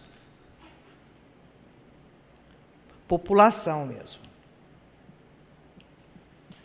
Final da coletiva, da acusação, sem incidentes. Depois aí eu brinco com uma história, porque assim, foi uma semana de muito trabalho, que eu perdi 4 quilos. Meu dedo do pé, os 2 dedos, eles ficaram vermelhos de sangue que desceu, porque o tempo todo correndo e trabalhando, e não, foi uma loucura. E eu conto também, às vezes, para o pessoal, que é muito interessante, a imprensa colaborou muito, deu tudo muito certo, mas a hora que eu cheguei na minha casa, 3 horas da manhã, nesse dia, que era de sexta para sábado, a minha filha tinha viajado, eu tenho 2 filhas, e as 2 filhas tinham viajado, e eu tinha me comprometido com elas que eu cuidaria dos meus netos. Eu tenho 3. Só que, coincidentemente, calhou do julgamento ser na semana que elas estavam fora do Brasil, as 2. Graças a Deus que não estavam no Brasil, então não sabiam da repercussão do caso. Eu terceirizei as crianças a semana inteira, fiquei ao telefone quando dava, e aí, está tudo bem, deu certo, não sei o quê. Não aparecia a semana inteira na casa dela, com as crianças terceirizadas. Cheguei na minha casa, 3 horas da manhã, na sexta-feira, dormi até às 7, tomei um banho e fui para a casa dela. Quando eu chego na casa dela, as crianças dormindo, bonitinho, a empregada estava lá quietinha, falei, vou ter que dar uma grana boa para a menina, porque ficou com elas, aí eu ia ficar bem quieta. E as minhas filhas têm uma irmã, que é do 2º casamento do meu ex-marido, que mora na casa da minha filha. E a irmã dela, a Roberta, que a gente considera muito, gosta muito, tinha ido para a faculdade pela manhã, às 7h30 da manhã, porque ela tinha aula no sábado. Ela bateu o carro e deu um PT. Graças a Deus, assim, sem grandes consequências para ela. Mas ficou machucada, levemente machucada. E eu tive que passar o dia com ela no hospital, andando de hospital em hospital, para ela, porque eu também não conhecia na região que minha filha mora, levei no primeiro hospital lá, que era um hospital público que não atendeu muito bem, fugi com ela do hospital, umas coisas bem malucas. Mas daí eu falava para ela assim, sorte tua é que eu trabalhei nesse julgamento sem ouvir praticamente nada do que eles falaram em relação ao que foi feito com a menina, com a enteada, porque senão ia fazer exatamente a mesma coisa com você. Eu estava trabalhando para que o julgamento desse certo, mas foi muito engraçada essa história. Chegamos à noite, assim, minha filha voltou no domingo, toda feliz da vida, com o netbook para mim de presente. Mãe, toma. Falei, filha, se for por eu ter cuidado das crianças, esqueça, não cuidei não, tá? Elas foram terceirizadas. Bom, gente, aí entrou o seguinte, esse caso tem muito interesse porque ele deu notícia antes de acontecer. Antes de começar o julgamento, ele já tinha virado notícia. Houve uma curiosidade bem grande também, que ele teve os bastidores que foram colocados pela Fátima Souza, contando as histórias. E uma das coisas interessantes é que a imprensa, assim, a gente havia muita troca de profissionais e as pessoas chegavam lá sem o comprometimento, sem saber o que estava acontecendo. E a gente conta sempre que uma foca, porque ao mesmo tempo que tinha jornalistas famosos que entendiam e que tinham acompanhado o caso o tempo todo, no final tinha gente que chegava lá de paraquedas. E uma das focas que chegou lá, foi dito que ela perguntou por que atrasou a sessão. O menino que trabalha comigo respondeu porque o juiz recebeu uma série de petições. A menina respondeu, peti o quê? O que é isso? Perguntou a jornalista, e a gente até faz uma brincadeira aqui com as unhas pintadas de verde, bem assim fora do espectro do judiciário, né? Em seguida, tem a questão do julgamento. No julgamento, já tudo era de menos interesse, já tinha pouca gente, foi feita a liberação das imagens, mas sem a transmissão ao vivo, o que os colegas que estavam ali das rádios respeitaram integralmente. Os desembargadores falaram o tempo todo, o pessoal já estava lá, olha, todo aquele mundo de gente se reduziu a esse pessoal que está ali no final. A coletiva de imprensa foi feita pela desembargadora do Tribunal de Justiça, pela defesa, pelo Ministério Público, e nós dando o apoio necessário que todos mereciam ali. Enfim, o caso foi um caso de muitíssima repercussão. Com o nosso trabalho, a gente conseguiu alguns prêmios, graças a Deus, no Combrascom, que a gente luta muito por isso. E eu só quis mostrar para vocês, assim, na prática, que é uma coisa difícil, que é um trabalho delicado e que tem que ter um foco de dedicação muito grande. Estou à disposição, muito obrigada, desculpa ter falado demais. Muito obrigada, Rosângela, por trazer um pouco da sua experiência. Eu estava explicando para a Rosângela a expressão potiguar virada num traque, porque eu acho que ela é isso, ela é virada num traque, uma profissional fantástica, super ativa, e vem trazer um pouco dessa experiência. Gente, temos um tempinho para perguntas. Alguma pergunta? Microfone.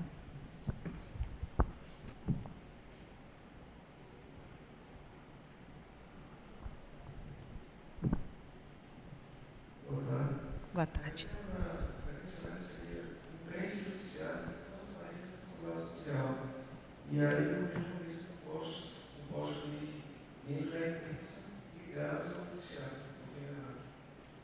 O senhor do STJ, né, do JSP. São membros do Judiciário, somos assessores de imprensa do Poder Judiciário. Nós convidamos... Você é de onde? Oi? Sou magistrado. Você é magistrado? Qual é o seu nome? José Vieira. Doutor, nós convidamos representantes da imprensa para compor essa mesa também. Inclusive, para compor, na minha posição, um representante da imprensa. Nós tivemos dificuldade para trazer. E minha pergunta seria justamente nesse sentido, porque o desembargador Túlio falou a questão do Poder Judiciário, que tem esse clichê como o poder mais fechado, né, em relação à imprensa, e eu vejo a imprensa também fechada.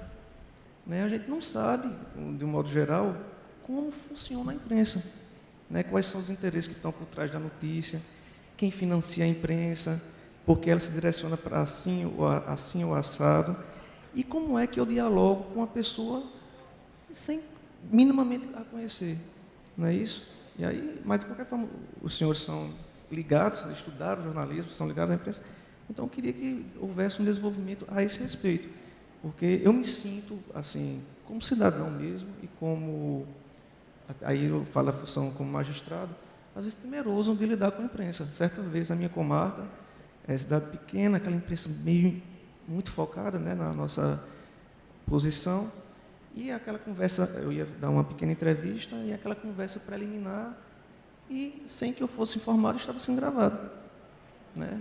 E eu percebi, eu disse, olha, não precisava ter feito isso, essa deslealdade assim. Obviamente, eu não diria nada a ele diferente do que na hora da entrevista. Mas por que a imprensa agiu dessa forma? Foi dito até pelo filho do Djaí, né, que a imprensa não tem, o jornalista não tem nem amigos nem inimigos. Mas isso não significa que ela tenha que adotar determinadas posturas que dificultem esse diálogo, né? Dificulta, inclusive, essa própria abertura que se exige do judiciário. E aí é onde entra a questão da transparência. É uma transparência que deve ser exigida de ambos, né? Imprensa e judiciário. Então, eu queria que pudesse desenvolver rapidamente sobre essa questão.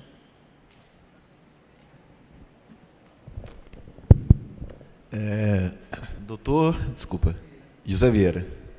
É impressionante que é a imagem, né? Eu olho para o senhor, eu pensei que o senhor fosse estudante ainda de comunicação, essa aparência tão nova assim. Mas assim, o que o senhor colocou é uma questão realmente muito séria. O Brasil tem um problema em relação à comunicação e é um processo de necessária democratização da mídia. Só que quando se coloca isso, vem a imprensa conservadora e fala de que está querendo fazer censura e tudo mais. E não é. Existe um artigo, o artigo 220 da Constituição Federal, que coloca a comunicação como um direito essencial do cidadão. A liberdade de expressão, e logo depois de garantir a liberdade de expressão, deixa muito claro, a comunicação não pode ser objeto de monopólio. E todo mundo fica com a carinha para baixo, bota o buraco a cabeça no buraco e não quer discutir essa questão. E essa questão precisa ser discutida. O Brasil não pode conviver com esse sistema de comunicação que nós temos, em que um pastor evangélico compra uma rádio e passa 24 horas do dia berrando no pé do ouvido proselitismo religioso, quando a Constituição diz que a comunicação social tem que obedecer parâmetros educacionais, informativos, tem que garantir a produção local e a cultura local. E não cumprem. E não cumprem. Então, isso é um problema legal que a política precisa atacar, porque gera distorções graves, gera manipulações graves com famílias nos estados que mandam no sistema de comunicação e distorcem. Ai do senhor juiz que se colocar contra os interesses das oligarquias locais, se não vai sofrer com a retransmissora da TV Globo local, que vai sacanear com ele. E vai. Porque o modelo de comunicação no Brasil precisa ser colocado em discussão, não pela vontade política ou ideológica de um partido, não se trata disso, mas pelo que reza a Constituição Federal. A Constituição garante o direito e essa discussão não é colocada porque a grande mídia não quer colocar. E ela precisa ser colocada. Não dá para a gente conviver com esse tipo de coisa, especialmente no que diz respeito à TV e rádio, que é quem atinge mesmo a população brasileira. O senhor colocou uma questão realmente muito séria. E, até por isso, é que o senhor tem que utilizar. Não tenha receio de fazer isso. Utilizar a estrutura de comunicação que o senhor tem no seu tribunal. O senhor tem uma profissional aqui, a Julísca Azevedo, que tem experiência, conhece o outro lado. Sabe exatamente quais são os mecanismos de você quebrar a imagem de qualquer pessoa que seja, porque a comunicação lida com isso, com reputação e com imagem. Então, essa questão é séria, mas essa questão também será resolvida pelo o caminhar do desenvolvimento político e institucional do país, que essas questões terão que ser resolvidas em algum momento. Não dá para a família X, que tem lá X deputados, um senador, o governador do estado, o prefeito e tudo mais, ficar mandando em rádio, como acontece hoje no Brasil. No Nordeste, então, é uma aberração mais ainda, porque no Rio Grande do Norte, porque essas concessões foram distribuídas num processo corrupto. Lá atrás, para garantir o mandato do José Sarney, o então ministro das Comunicações, Daniel Carlos Magalhães, deu as concessões para as famílias de gente rica no Nordeste inteiro. Tanto que tem regiões do Nordeste que o espectro de rádio foi ocupado na década de 80. Então, assim, precisamos enfrentar essa questão, é uma questão jurídica importante, institucional importante. E aí peço, assim, eu acho que o magistrado tem um papel importante nisso, de valorizar a comunicação da casa, para que esse mecanismo de entrevista e tudo mais passe por um crivo profissional. Isso é fundamental. Eu temo muito quando o magistrado fica sozinho, sem estar atento à agenda do seu tribunal e à estrutura do seu tribunal. Porque ele sozinho pode ser enganado, pode ser manipulado, e é importante entender que os profissionais que estão aqui fazendo esse trabalho de assessoria de imprensa podem ser fundamentais para a segurança do seu trabalho. E é para isso, afinal de contas, que a gente é regiamente pago, nem sempre bem pago, mas regiamente pago para essa atividade. É esse comentário que eu gostaria de fazer. Perfeito, Marconi. É isso mesmo, estamos à disposição, doutor José Vieira. Mais alguém? Breno Perrucci, presidente do Sindicato de Jornalistas. Bom dia, Julísca, que já me apresentou. Eu ia fazer uma pergunta ao doutor Túlio, mas antes eu quero só fazer uma colocação em relação ao caso que o doutor José Vieira já levantou aqui, sobre a discussão em torno da caixa preta da comunicação da imprensa. A gente precisa saber separar o que é o interesse do jornalista e o que é o interesse da imprensa. O veículo tem seus interesses e aí as nuances acabam... esses interesses acabam prevalecendo em cima da notícia. O fato é uma coisa, a notícia ela acaba sendo criada mediante o interesse de infelizmente, de cada veículo de comunicação.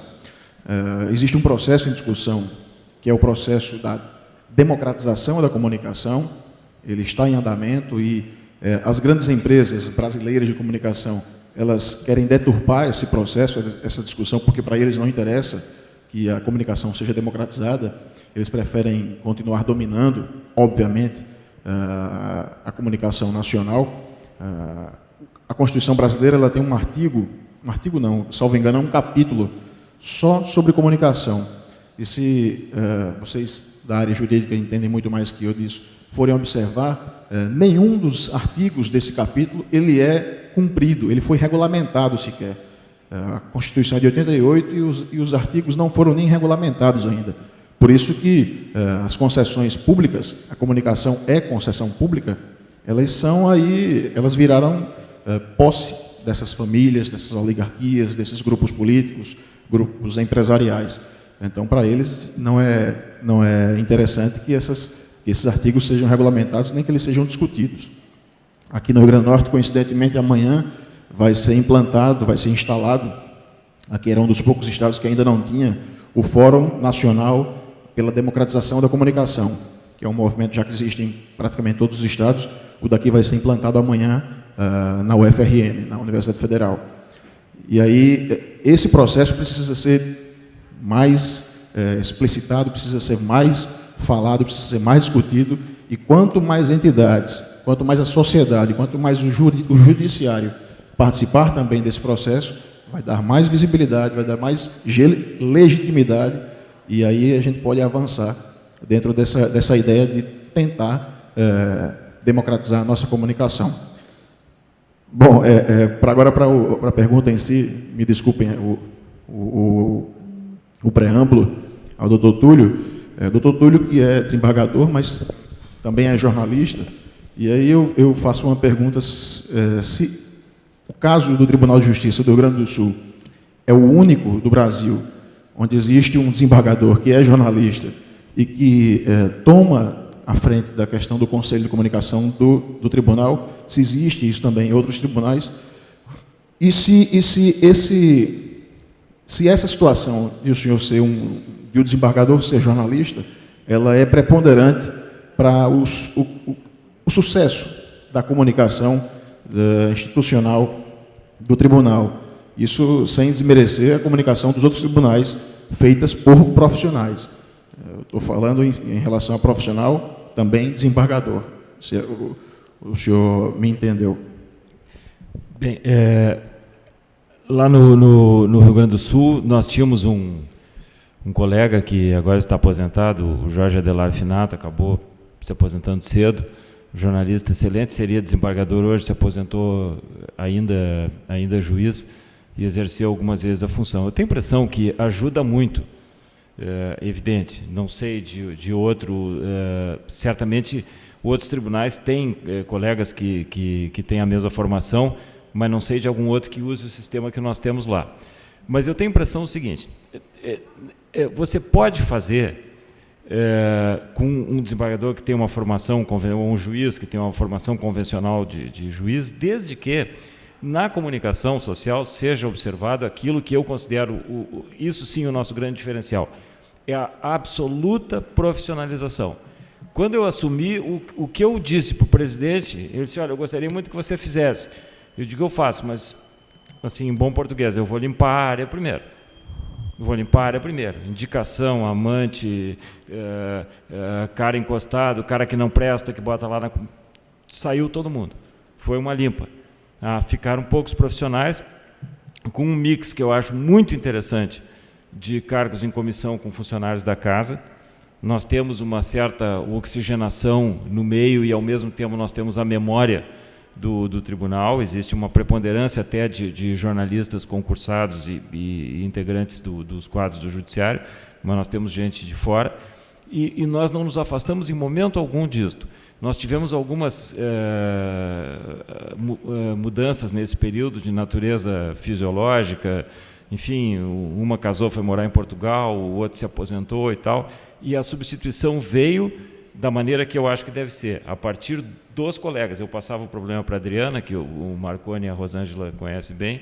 Diz, bom, Adriana, vamos dar uma olhada, o que vocês acham? Vinham 2 ou 3 nomes dos jornalistas para mim, nós conversávamos, eles chegavam a um nome e diziam, olha, a nossa indicação é a fulana. Eu digo, tudo bem, para mim está bem, levava ao presidente, claro que é quem nomeia. Então, eu tenho a impressão que isso é decisivo, realmente é decisivo. Ter um ambiente absolutamente profissionalizado, sem indicação, sem apadrinhamento, porque isso, olha, isso é o cupim do serviço público. Como dizem que a corrupção é o cupim da República, isso é o cupim do serviço público. Onde você começa a colocar pessoas que não têm a melhor qualificação, às vezes a gente coloca quem a gente acha que é muito bom e não dá certo, isso acontece. Isso é do sistema. Mas vem porque conhece desde pequenininha, sempre foi uma pessoa muito, muito boa, certamente vai dar certo, ou porque está precisando, sem nada disso, né? E nós temos uma área ligada também ao Conselho de Comunicação, em relação à qual eu não me envolvo, que é a unidade de relações públicas do tribunal, porque tem todos esses vícios, a nossa área de relações públicas tem todos esses vícios, não foram enfrentados, aí troca a gestão, vem, quem é esse? Porque já foi RP, porque não tem onde botar, porque... Bom, enfim, deixa para lá, mas o resultado é um barco sem rumo, tá? Não pode ser assim, não há saída fora da profissionalização, profissionais diplomados com experiência em veículo, e não apenas pessoas teóricas, pessoas que tenham apenas a base teórica. A nossa principal jornalista, a nossa coordenadora, a Adriana Arendt, que eu já falei, que é uma funcionária concursada do tribunal já com uns 10 ou 12 anos de casa, foi jornalista de veículo e trabalhou em mais de um estado, além do Rio Grande do Sul. Então, ela tem toda essa bagagem e conhece perfeitamente bem. Eu tenho a impressão que a chave é essa. Quero mais uma vez agradecer aos painelistas, desembargador Túlio, que veio do Rio Grande do Sul para cá, num bate-volta. Uma pergunta, mais uma pergunta?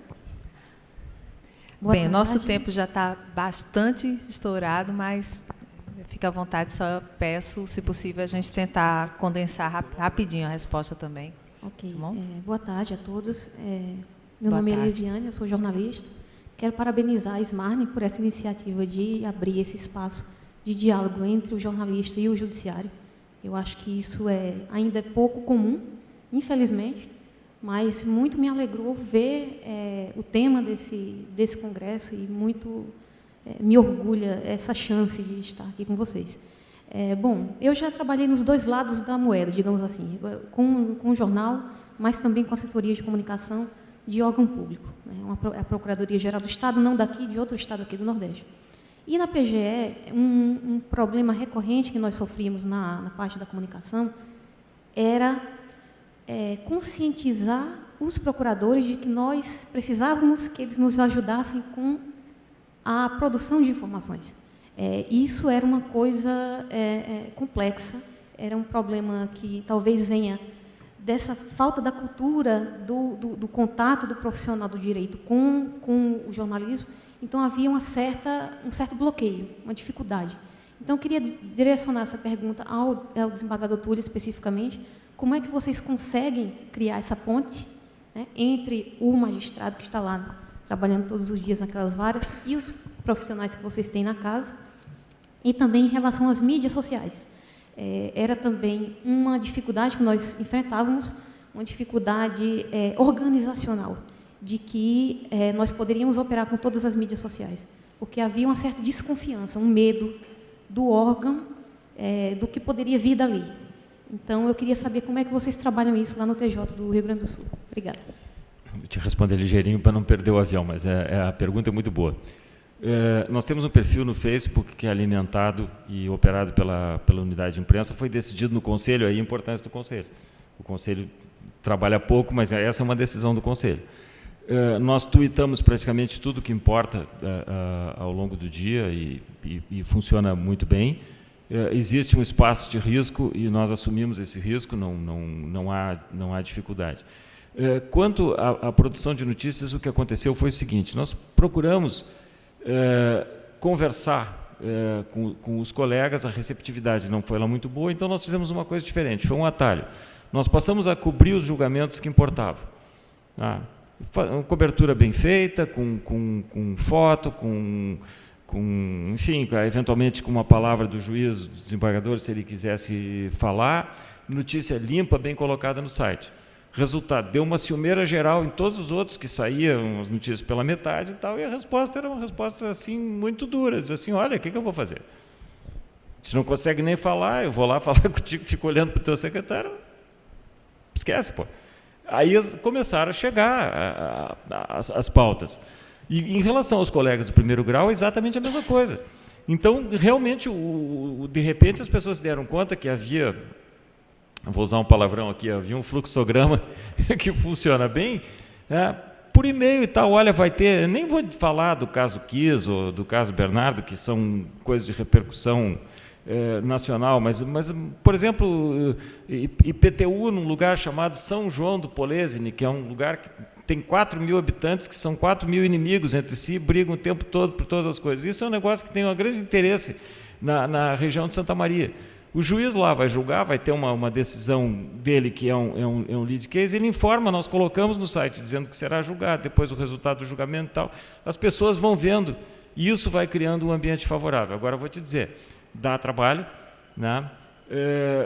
E às vezes a gente não tem o resultado. Sabe o que nos ajuda aí é algo que a gente não pode buscar, mas que acontece. É quando quando há um insucesso, um fiasco completo de alguma coisa, que alguém simplesmente ignorou toda a estrutura que está lá à disposição, né? O juiz vai lá, mete os pés pelas mãos, quer dizer uma coisa, diz o contrário, ou como aconteceu no caso Fernando, no caso Bernardo, com o juiz Fernando, foi uma ocasião que eu interferi.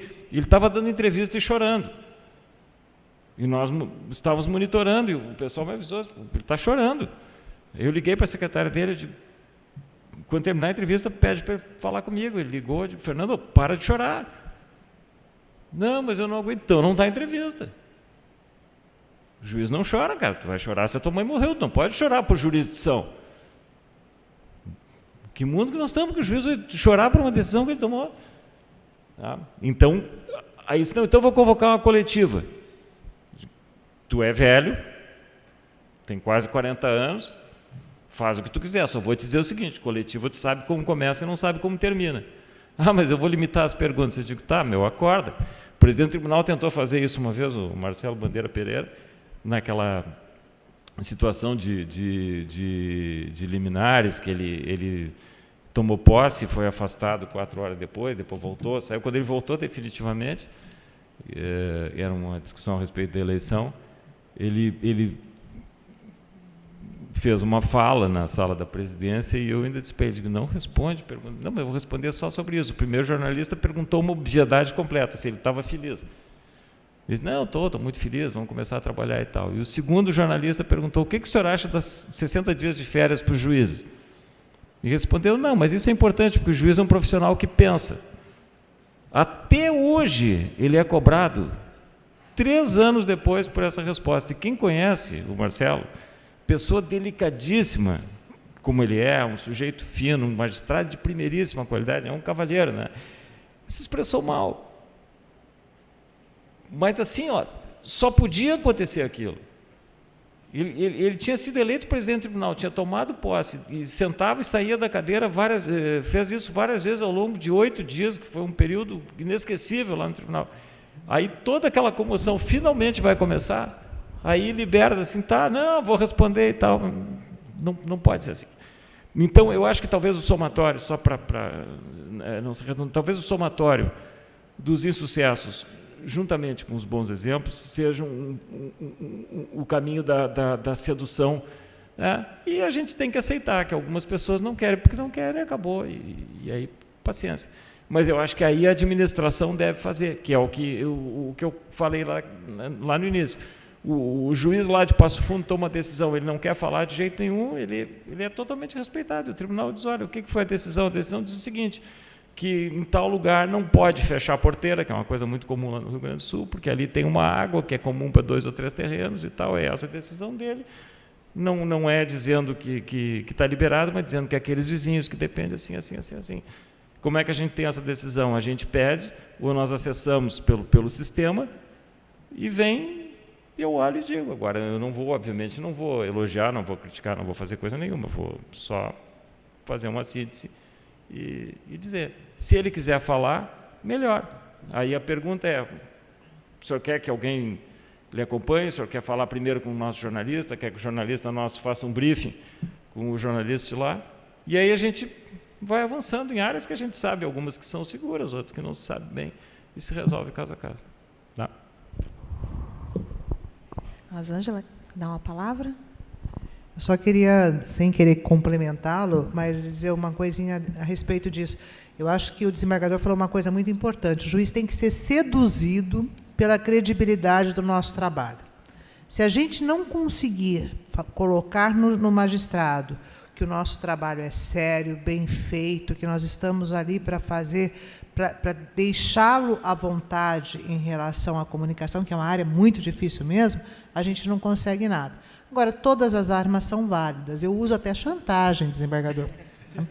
Porque os juízes costumam, por exemplo, especialmente juiz de primeiro grau, eles costumam vir ao tribunal para audiências com o presidente.